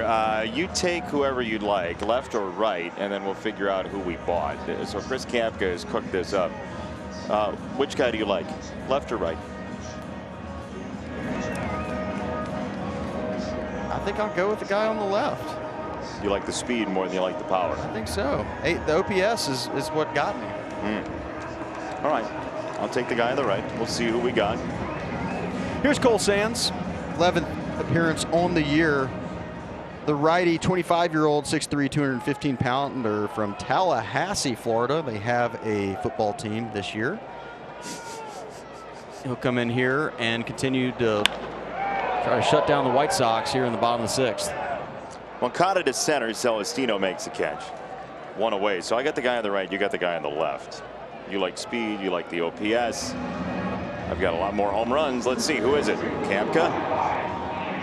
Wow, Minnie Minoso and Paul Konerko with the White Sox. Minnie and Paul, the Twins mascots, by the way, on that logo of Minnesota's state above their scoreboard in center field. Their old mascot of Minnie and Paul with the river right in between. We have our own Minnie and Paul. That's amazing. That's awesome. I'm so glad I picked against my daddy.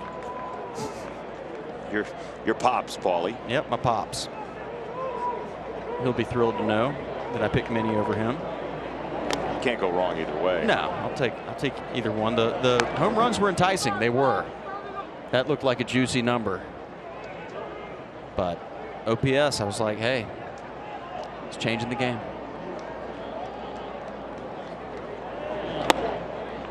Called a strike, 2-1 for Vaughn. If you just joined us, Davis Martin left with right bicep soreness. after an inning and 2/3. So Vince Velasquez came in and threw behind him. There's a breaking ball from Sands. Vince went 3 1/3. His ERA will finish at 4.78. Aaron Bummer is scoreless 6th. To one hopper, 3-2.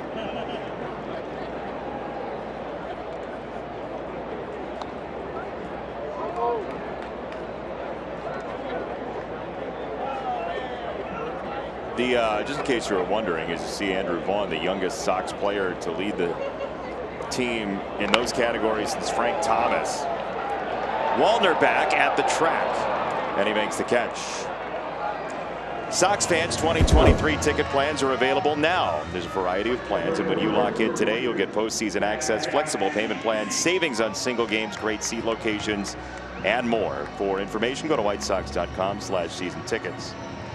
I was going to say the Mets and Nationals are underway. The rain is gone there, and they have bright, shimmering, lemony yellow sunlight. Oh, limoncello. Sponsored by Mike's Hard. 6th inning.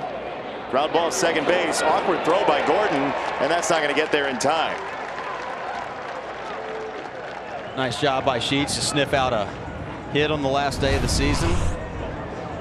Gordon has to range a long way to his right. Doesn't get much on the throw, and because of that, can't throw Sheets out at first base. A little awkward because he went to that knee. If he kept going, might have had a better chance, but Gavin Sheets can run pretty well for a big man, so more than likely would have been a hit either way. The tumble's just that's how you stop yourself. Don't worry about that, Jason.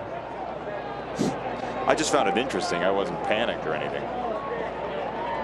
Sometimes it's better to tumble. It is? Well, think about it. If you try to stop in an awkward position, your knee might buckle, do something weird. If you tumble, you're just allowing gravity to do its thing.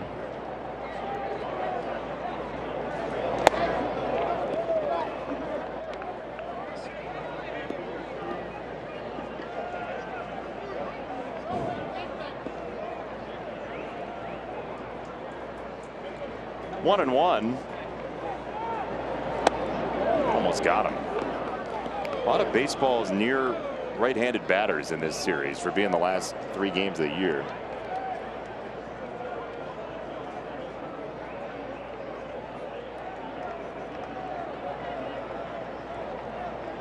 Two one in the air and foul. 2-2.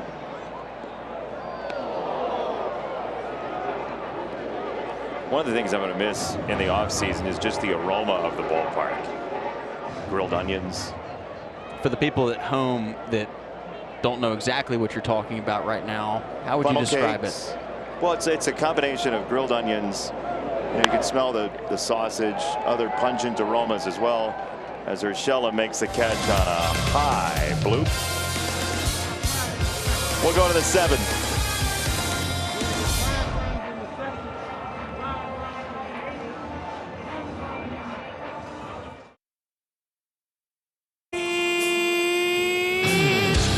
For the last 13 days, got a list full of names. Now they're all gonna pay. You can try to run and hide. Don't forget revenge is mine. Hope you remember in the end. I keep my enemies a little closer than my friends. I am a fighter until the day I die. My demons are frozen. So here's the best thing about all those names you saw. Best thing about everybody on our crew, and they are all phenomenal people, but the best thing about them is at every moment they're all looking for the next thing, the next play, the next creative thing, the next hot dog that falls off a plate, the next kid who's smiling, the next baseball that goes into a dugout and knocks somebody down. The next moment in a baseball park is their hobby. And they do it as a job, but we have such marvelously creative, thoughtful people with great senses of humor and senses of timing and senses of care that it is not fanciful to say we have the best crew in the business. And a lot of people say that at the end of the year, but I can tell you that everybody who touches this telecast is always trying to make you smile at home, trying to make you enjoy the game a little bit more and find that detail that matters. And man, is it a joy to work with all of them. It really is.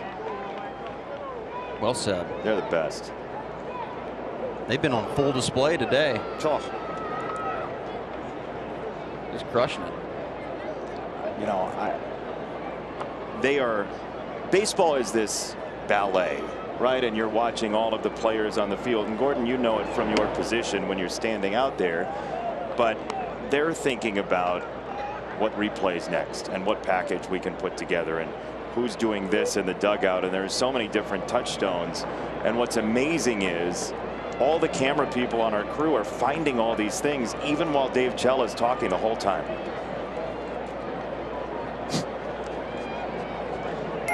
Two, strike three. Just one down here in the seventh. Jake Diekman in the game. Heater wanted to go away with it, but it runs back in good enough to get Jake Cave off the plate in. No chance at catching up to that. Diekman throwing that ball from what it looks like regular second base position. Cella's here, standing in front of the tamale stand. Dave Cella is one of our longtime friendly, beautiful, wonderful soul camera operators. He is a thoughtful guy. I like to mess around with Dave. He is a marvelous dude, but he talks on the camera line the whole game. It's the ground ball left side, and Romy Gonzalez has out number 2.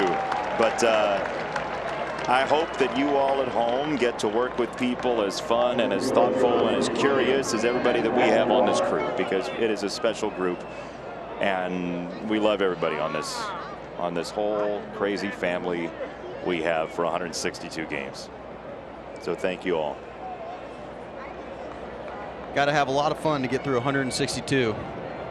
Most of the time when you're winning, it's fun, but you got to find something to laugh about even when you're losing. Yeah, look, I know some people want you to be really serious when the team's down 9-1 or hypothetically 10-0 on the last day of the season. Life is hard enough, man. Life is hard enough.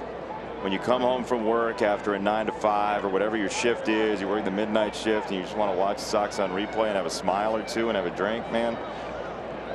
We want you to have a good time, even if the score doesn't do that. And, you know, that's the sensibility of coming to the ballpark. It should feel like a vacation. It should feel like a field trip and a departure from everything that's rough. You know, you got to smile.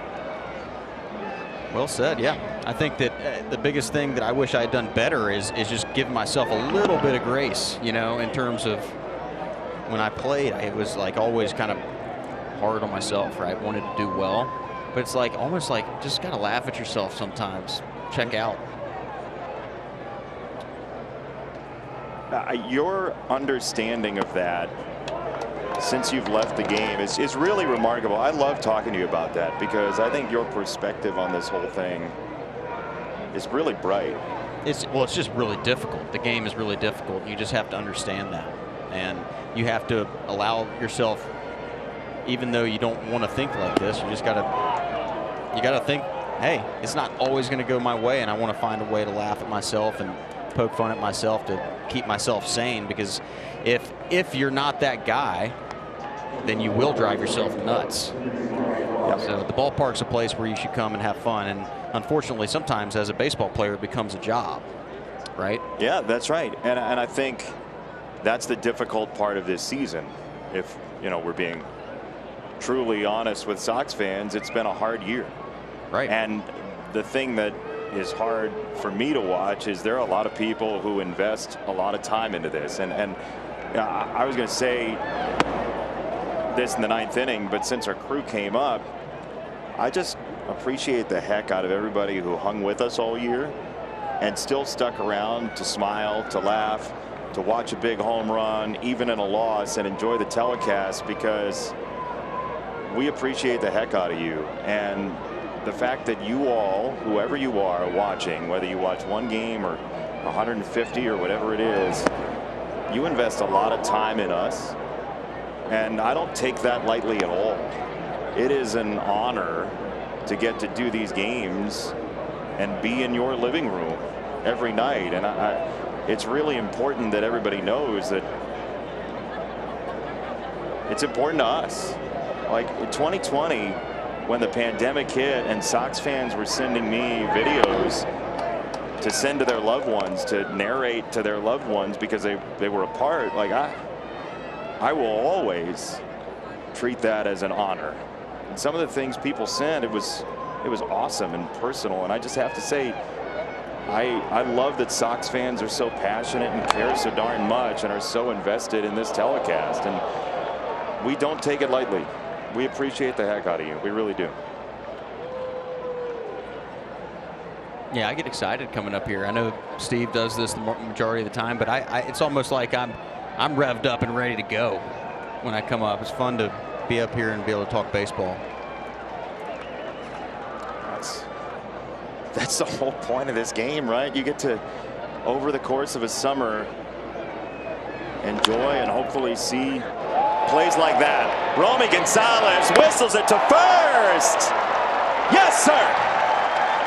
What a play by Romy. Great job by Andrew Vaughn as well at first base. I think he held on to the bag, and it was not an easy job, but Romy diving to his right. I believe he got this guy at first. Wonderful play.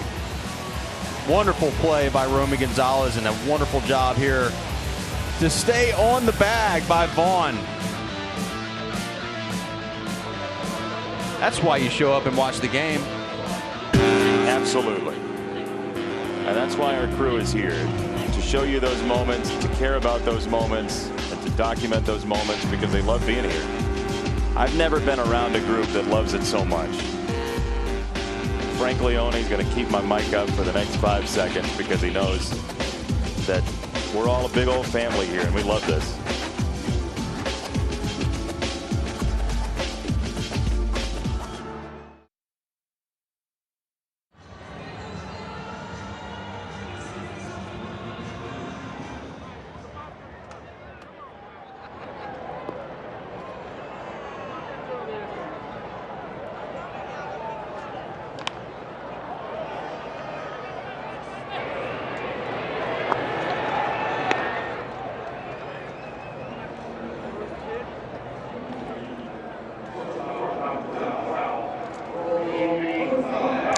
First pitch swing from Mark Payton with a pop out to shortstop, and one down here in the 7th.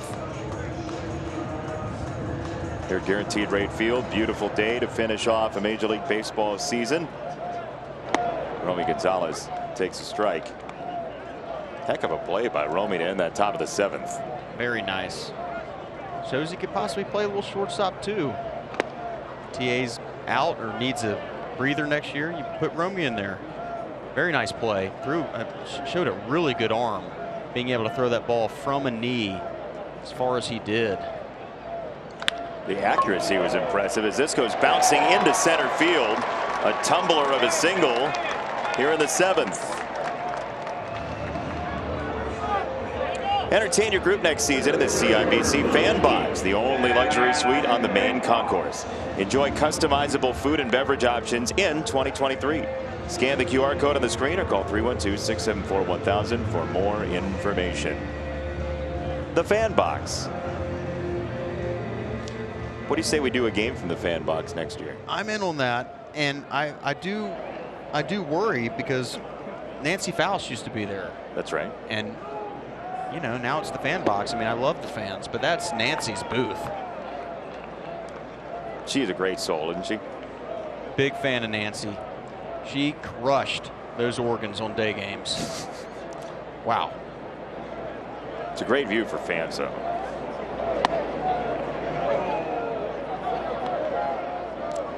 You're in Atlanta. The Braves have one of the most clever organists. Matthew Kaminsky is brilliant. He's fantastic.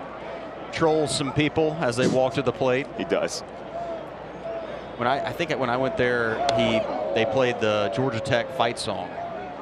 Oh, for you? Because I went to the University of Georgia, so yeah. Ramblin' Wreck from Georgia Tech was playing in the background. That's funny. Yeah.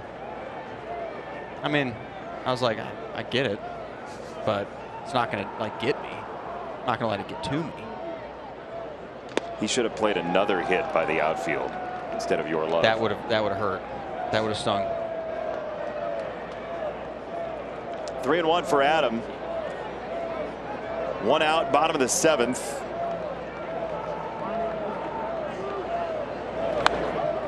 Foul just below our booth. Gordon was reaching out. And instead, it ended up in the 3rd place winner for the Pat Hughes lookalike contests. Sweet. Might be like 7th place. Do you think he caught it, or you think he's just excited that he got the ball? I think he's excited he got the ball. No, doesn't want it. That guy's got it now. 3-2. Struck him out. High splitter. Want more Chicago Bulls? Listen to the latest episode of the Bulls Talk podcast now for an inside look at the team. Hear what Billy Donovan wants to do to make the offense less predictable this year, which players will step up, and more. Listen now on NBCSportsChicago.com. Bulls had their preseason opener yesterday against the Pelicans, and a stirring comeback, fell 4 points short. Billy was not thrilled with the defense at points yesterday as this popped up. Look out, Elvis, he's going to bail. Not a huge fan of the Pelicans. You're not? Just not very fierce. Oh, you know? Just as a bird, you're saying? Right. It's not like a bird of prey, or, I mean, just doesn't give you a lot of fear if the Pelicans are coming into town. Yeah, more show than real force behind it. Right. Right? Yeah. I get it. I mean,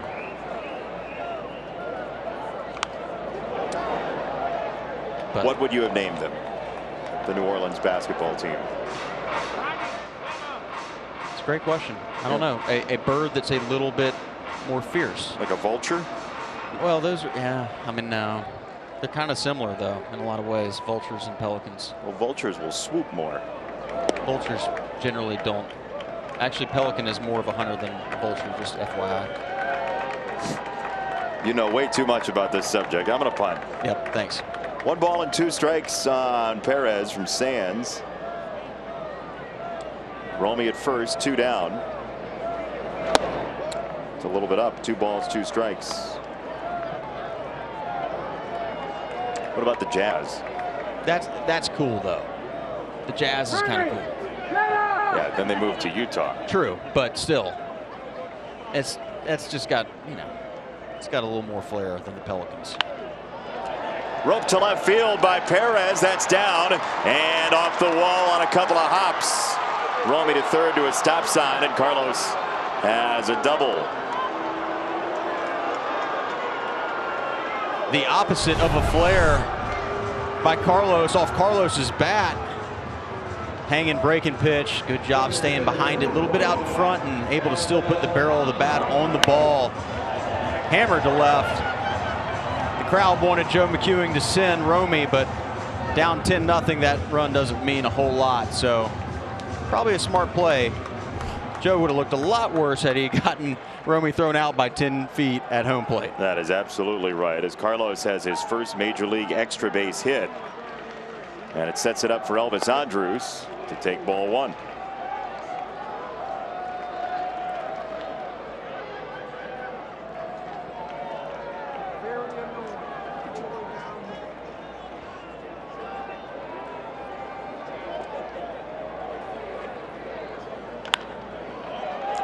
Third base, Urshela.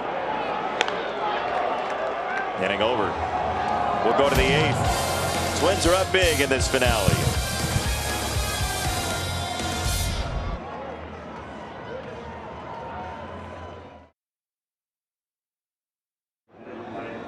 We're going to take a look at next year's upcoming schedule. Ain't nothing left here. Nope. Can't watch any more this year. Started the Astros, Giants, Dodgers. Wow. That'll be fun. Yeah, June in Chavez Ravine, play at the Mets and the Braves. That's a tough road trip right there, by the way. First, the Padres here. Be a fun in year. the season. Be good. Different schedule. Everyday Jose is back. Saw him last night. This will be his last appearance of the year, 63rd of the year. 1-0 with 11 holds. He's pitched to a 4.68 ERA. First pitch, a wave and a miss, strike one for Caleb Hamilton.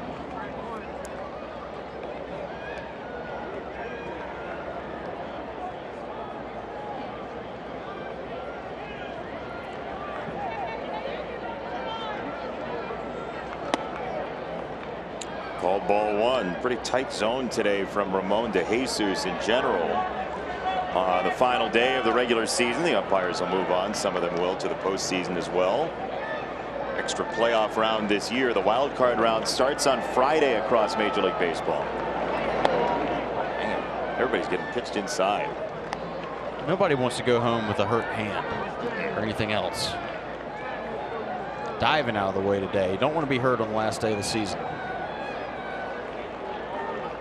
Eighth inning, by the way, brought to you by the Illinois Lottery. 2-1 for Caleb Hamilton. And he swings through a heater.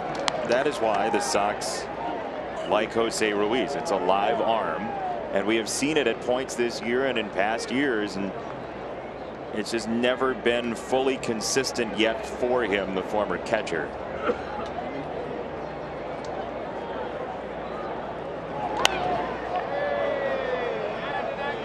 Pop foul to our left.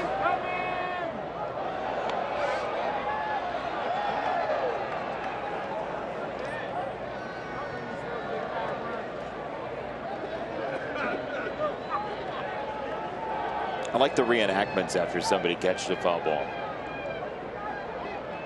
Give me an example. Like, here's what I did. You see, I reached and I. Yep. Yeah. Kind of like I tried to do when I got the foul ball. Yeah. Got it. Yeah, you're still not over that, though, which No, I think is endearing. Yeah. Curveball got him. Strike three. Next season, experience Levy Restaurant's fine dining while enjoying a breathtaking view of the ballpark from the Huntington Bank Stadium Club. Memberships are available to season ticket holders and are also perfect for off-season events, including weddings and corporate parties. For more information regarding the Huntington Bank Stadium Club, please call 312-674-1000. You been in there? I have for a couple White Sox events. It's a nice club. It is. You have had a luncheon or two there? I think that there was a Sox Fest possible sighting there, and then maybe a charity event after a game. Okay. Here and there. It's nice. It's a cool area. Cool place to watch a game. Actually, the coolest picture I ever saw was in the middle of winter with the snow. Oh, it's a great look. From the Huntington Bank Club with the field full of snow. I thought that was actually pretty cool. The lock screen on my phone is a picture from up here of the field covered in snow. I think it's serene. It's nice. It's different. Yeah. I don't love that it snows for. I was just about to say, all the people that live in Chicago all winter are probably saying, I do not think that's cool. Yeah, stop talking about that. Well, you don't have to think about it today. It is a perfect day here in Chicago. 2 down, curveball low for Gio Urshela. Be interesting to see where Minnesota goes after this. Carlos Correa and what his decision is, whether or not to opt out of the remaining portion of that contract. Strike 1-1. Interesting, though, there's a lot of shortstops out on the market, so he's a very good one, but I'm not sure that I would say he's the best one. Yeah, a bunch of good ones. I mean, Trey Turner's out there. Dansby Swanson's going to be out there. I mean, Carlos Correa is right up there with him, but. Romy spears it. Another great play by Romy. Love that.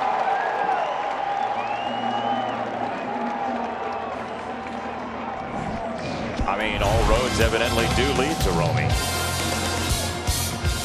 Little scissor kick right there. Got a scissor for him.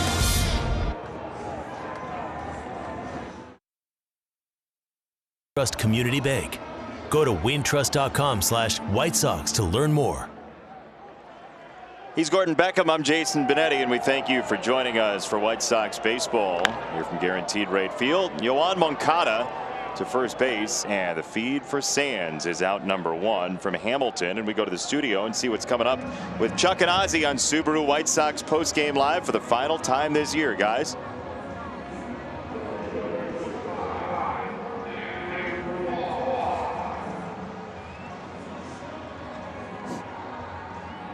Let's do it.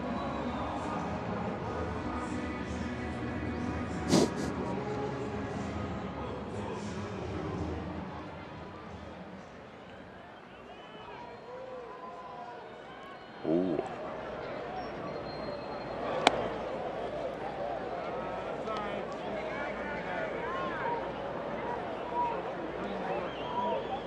Oh, you're the best, Ozzy.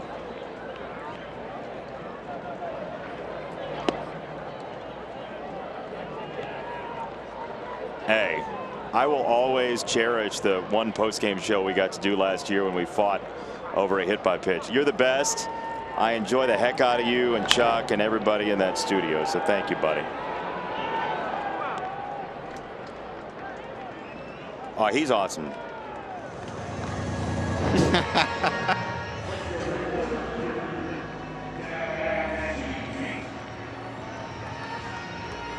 Oh, thanks, Chuck. Where? Oh.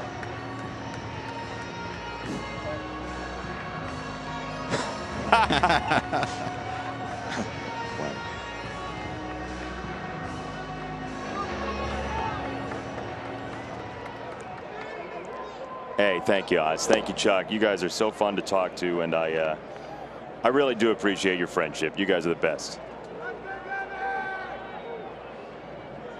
That's right. No, we're related now. We're related now. We're going to have a potluck dinner. Bye. Studio hit of the year once again on the line. They're awesome. By the way, go to Chuck's Twitter and ask him questions. You can ask him anything. They're going to answer anything. Yeah, somebody ask Ozzy why I became his father. That's a good point. I really need the answer to that. So somebody ask that, please. It's time for answers. Although I may not want the answer, I fear. 3-1 on Gavin Sheets. They do a great job, though. They do. Chuck does that pretty much every day, and Ozzy obviously in there the majority of the time, and they provide a really good show. A lot of people tune in for them, and I can't say that about a lot of post-game shows in the business. Hey, we got an 8th inning Feldco, by the way. I agree with you. Sox Walk presented by Feldco. First walk of the ball game. That kid is so happy about the 8th inning Feldco.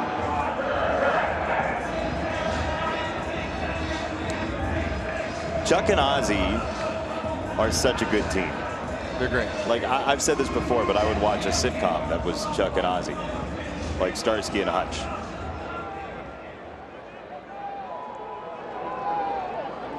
Josh Harrison, 2 out, 1 on. Oh boy.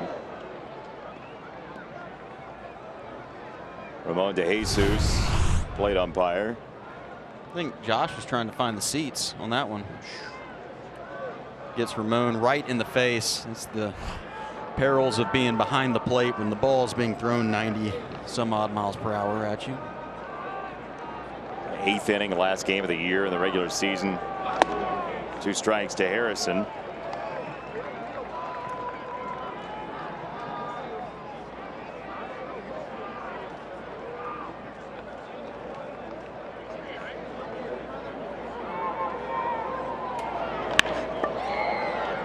Josh skies it to center.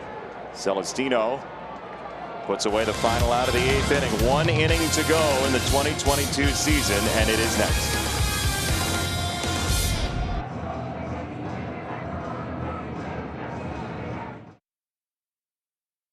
To Southern Michigan, from breakfast to lunch and of course dinner, we test our way through Harbor County. Don't miss the Food Guide tomorrow at 10 on NBC Chicago. Here's the new pitcher, Jimmy Lambert. Jimmy loves throwing the last inning of the season. This will be his 42nd appearance of the year. 1-2 with the 10 holds. He's pitched very well. White Sox like him, and I spoke to him before the game yesterday, and I asked, what are you going to do this offseason? He said, well, I hope I can make it to a Packer game. Oh. Big Packers fan. Yeah. I believe, doesn't he live in California? He's a California guy, yeah. But he's a Packer fan, and he said he wants to make it to Lambeau. So Sox fans, don't hold it against him. Yeah, don't do that. Can't help how you're raised sometimes. Yeah. It's one of those places you should go once. I've heard. Yeah, that's all. That's all I'm going to say.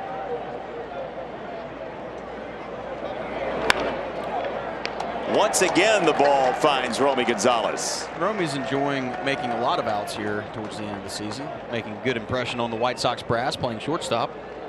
Well, he's like, look, I play second base normally. Now you move me over there from the shortstop, and suddenly the ball's still there. Yeah.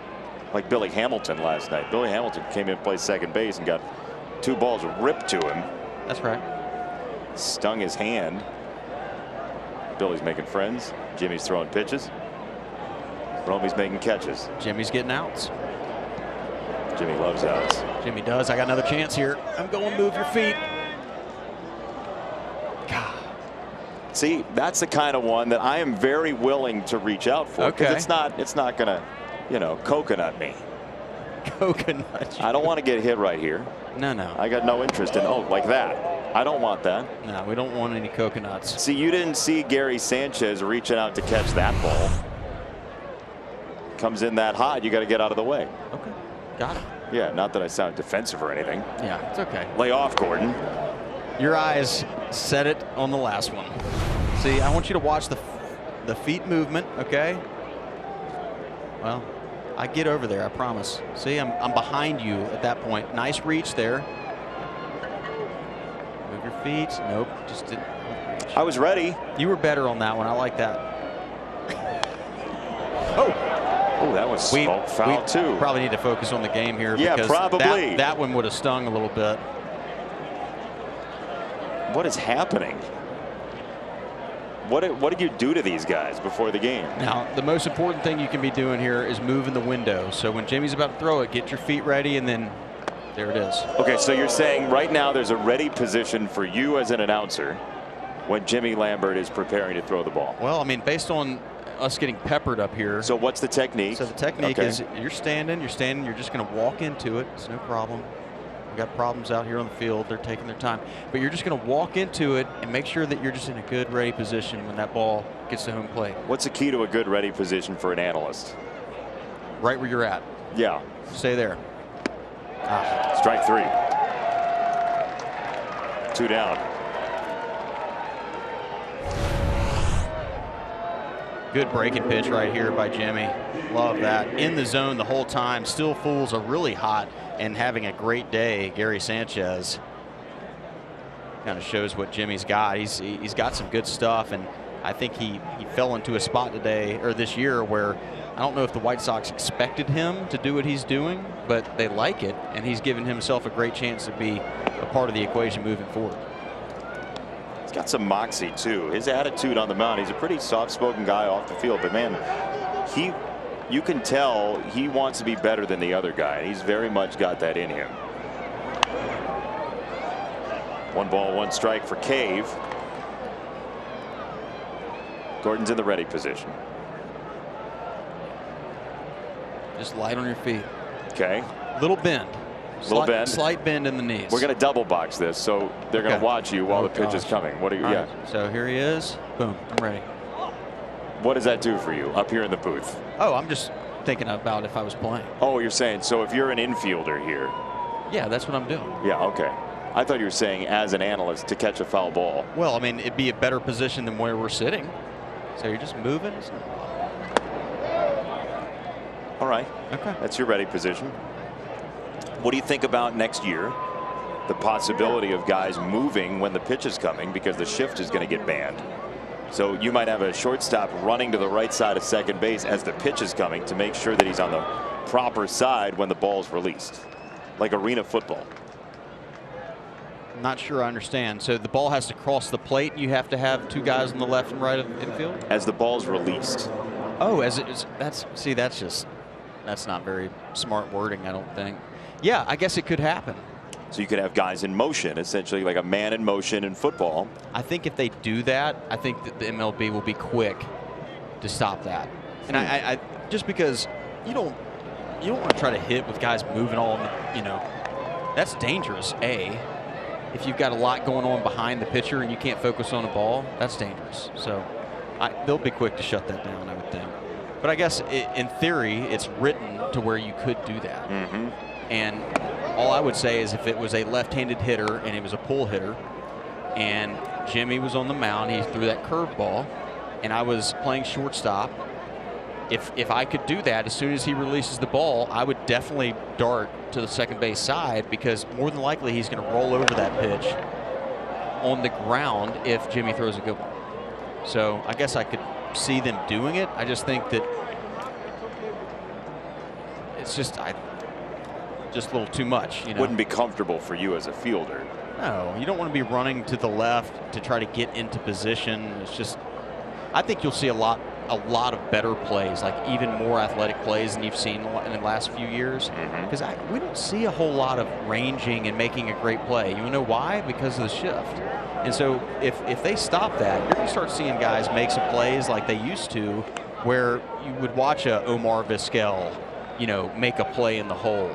Derek Jeter jump throw in the hole that you don't see as much now because everybody's shifted and you're in the right position. So the great plays you see now are generally Romy Gonzalez laying out to his left or right, a step and a dive. It's almost like everybody's playing third base. He went. That's strike 3. And the inning is over. A lot of rule changes coming next year. Celestino would like to change the check swing rule.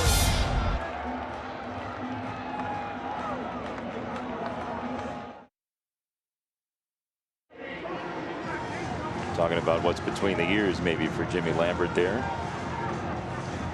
Probably trying to emphasize a point. It's the last time he's going to talk face-to-face with Jimmy. More than likely, they might be out in California. But FaceTime. He wants to probably emphasize a point that Jimmy did right there, which he had a great inning, right? Yep. Wants to go out there and emphasize that, make sure that he understands, hey, that's how you do it. Peyton thrown out by Gordon, and there's one away here in the 9th.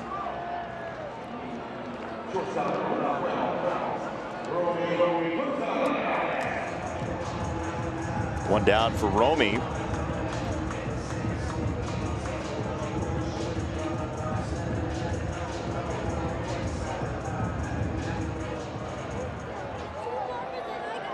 How you all doing? Strike 1.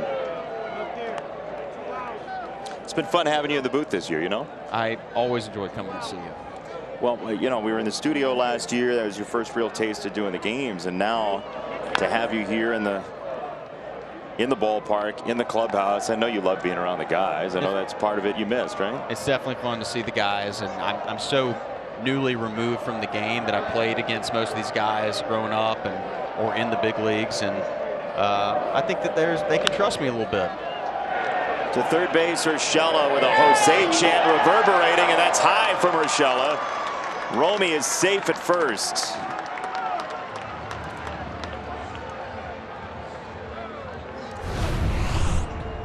Urshela with a really good arm. Romy getting down the line, good for him. Urshela throws it high. Hamilton unable to get off the bag. He's trying to keep the bag and make the out, but that wasn't very close. But unfortunately for the White Sox, it doesn't ricochet far enough to get Romy to second base.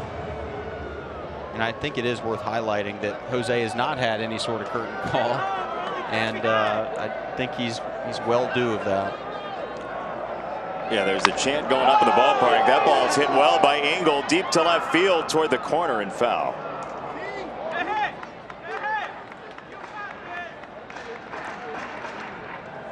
I would have to imagine after the game now is when Jose will be recognized by the crowd. You would imagine, but he's in the well going back to the locker room. I don't think he loves the attention. I don't think he wants any part of it. it's important for him to understand that it's, you know, people want to recognize him. People want to clap for him and tell him how much they appreciate what he's done. If it is indeed his last time in a White Sox uniform, which, as we've said, and we wanted to stipulate again, that we don't know that. No. I know that, speaking of Jerry Reinsdorf, they want to keep him,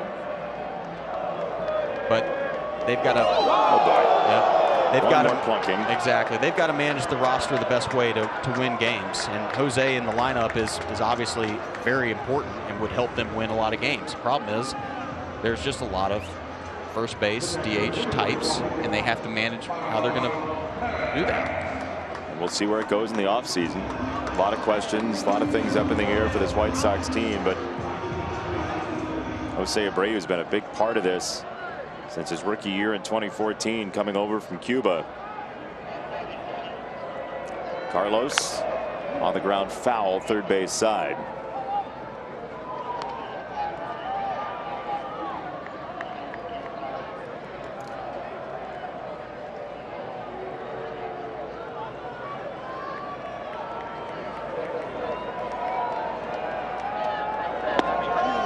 Turned him inside out with a high splitter from Sands, who has taken the ball in the 6th inning and gotten nearly 4 innings worth out of himself.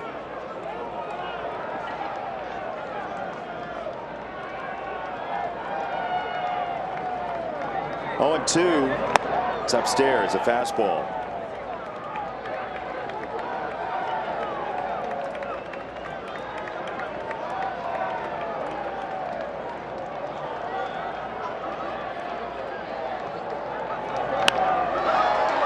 To left field. Cave is back on it. Carlos Perez, a one-hopper over the wall. And that'll get 1 run home. It's an RBI double and a souvenir over there. The Sox are on the board at 10-1.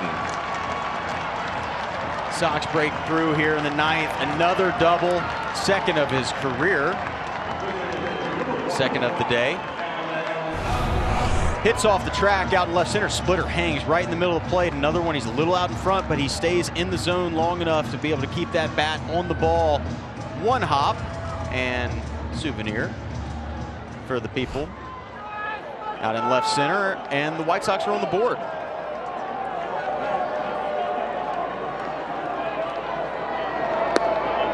Strike 1 to Elvis Andrus. Might as well make it sting on the way out. If you're trailing big, get you a couple runs. Why not?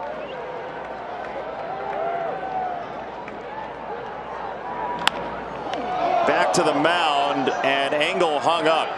Urshela at third, chases him toward the plate. Elvis advancing to second base. There's a tag on Adam. Behind it, Carlos to third, Elvis to second, and 2 down.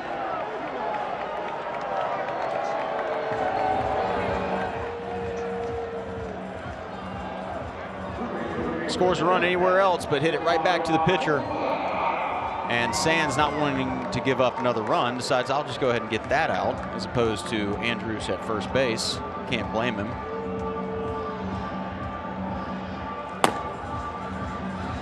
I wouldn't imagine Michael Fulmer would come in this ball game, but just in case, he's getting loose. I think they're going to want Sands to close this one out. Yoan fouls it away, strike 1.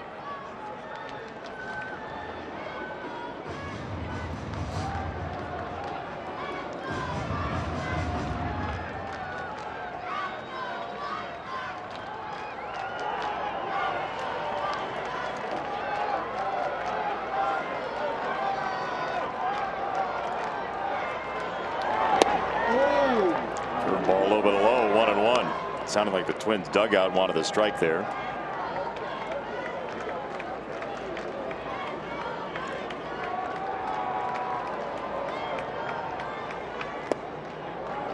Close, no go, 2-1. 60th pitch in relief for Sands.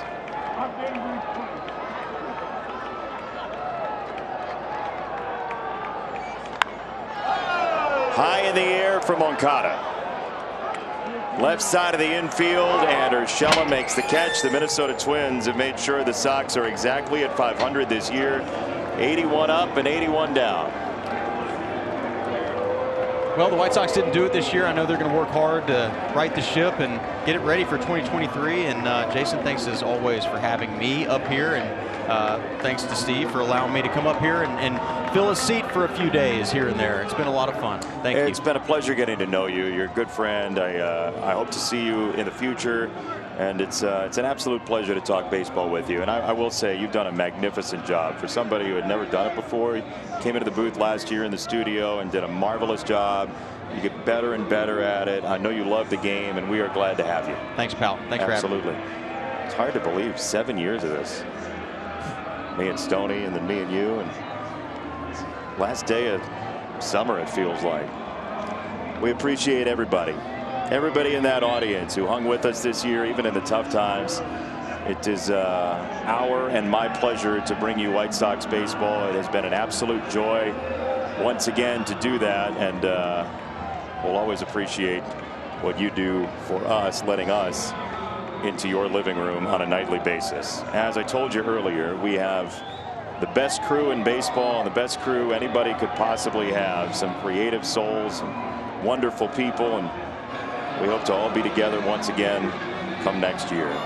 For everybody on that crew, for Withers, for Blaustein, for Turner, for Kamka, Chris and Andrew and Dave and Chris, and everybody who touched this telecast, Mark Harper, our tech manager, Joe Grube up here in the booth, everybody you saw on the screen has a big hand in this thing.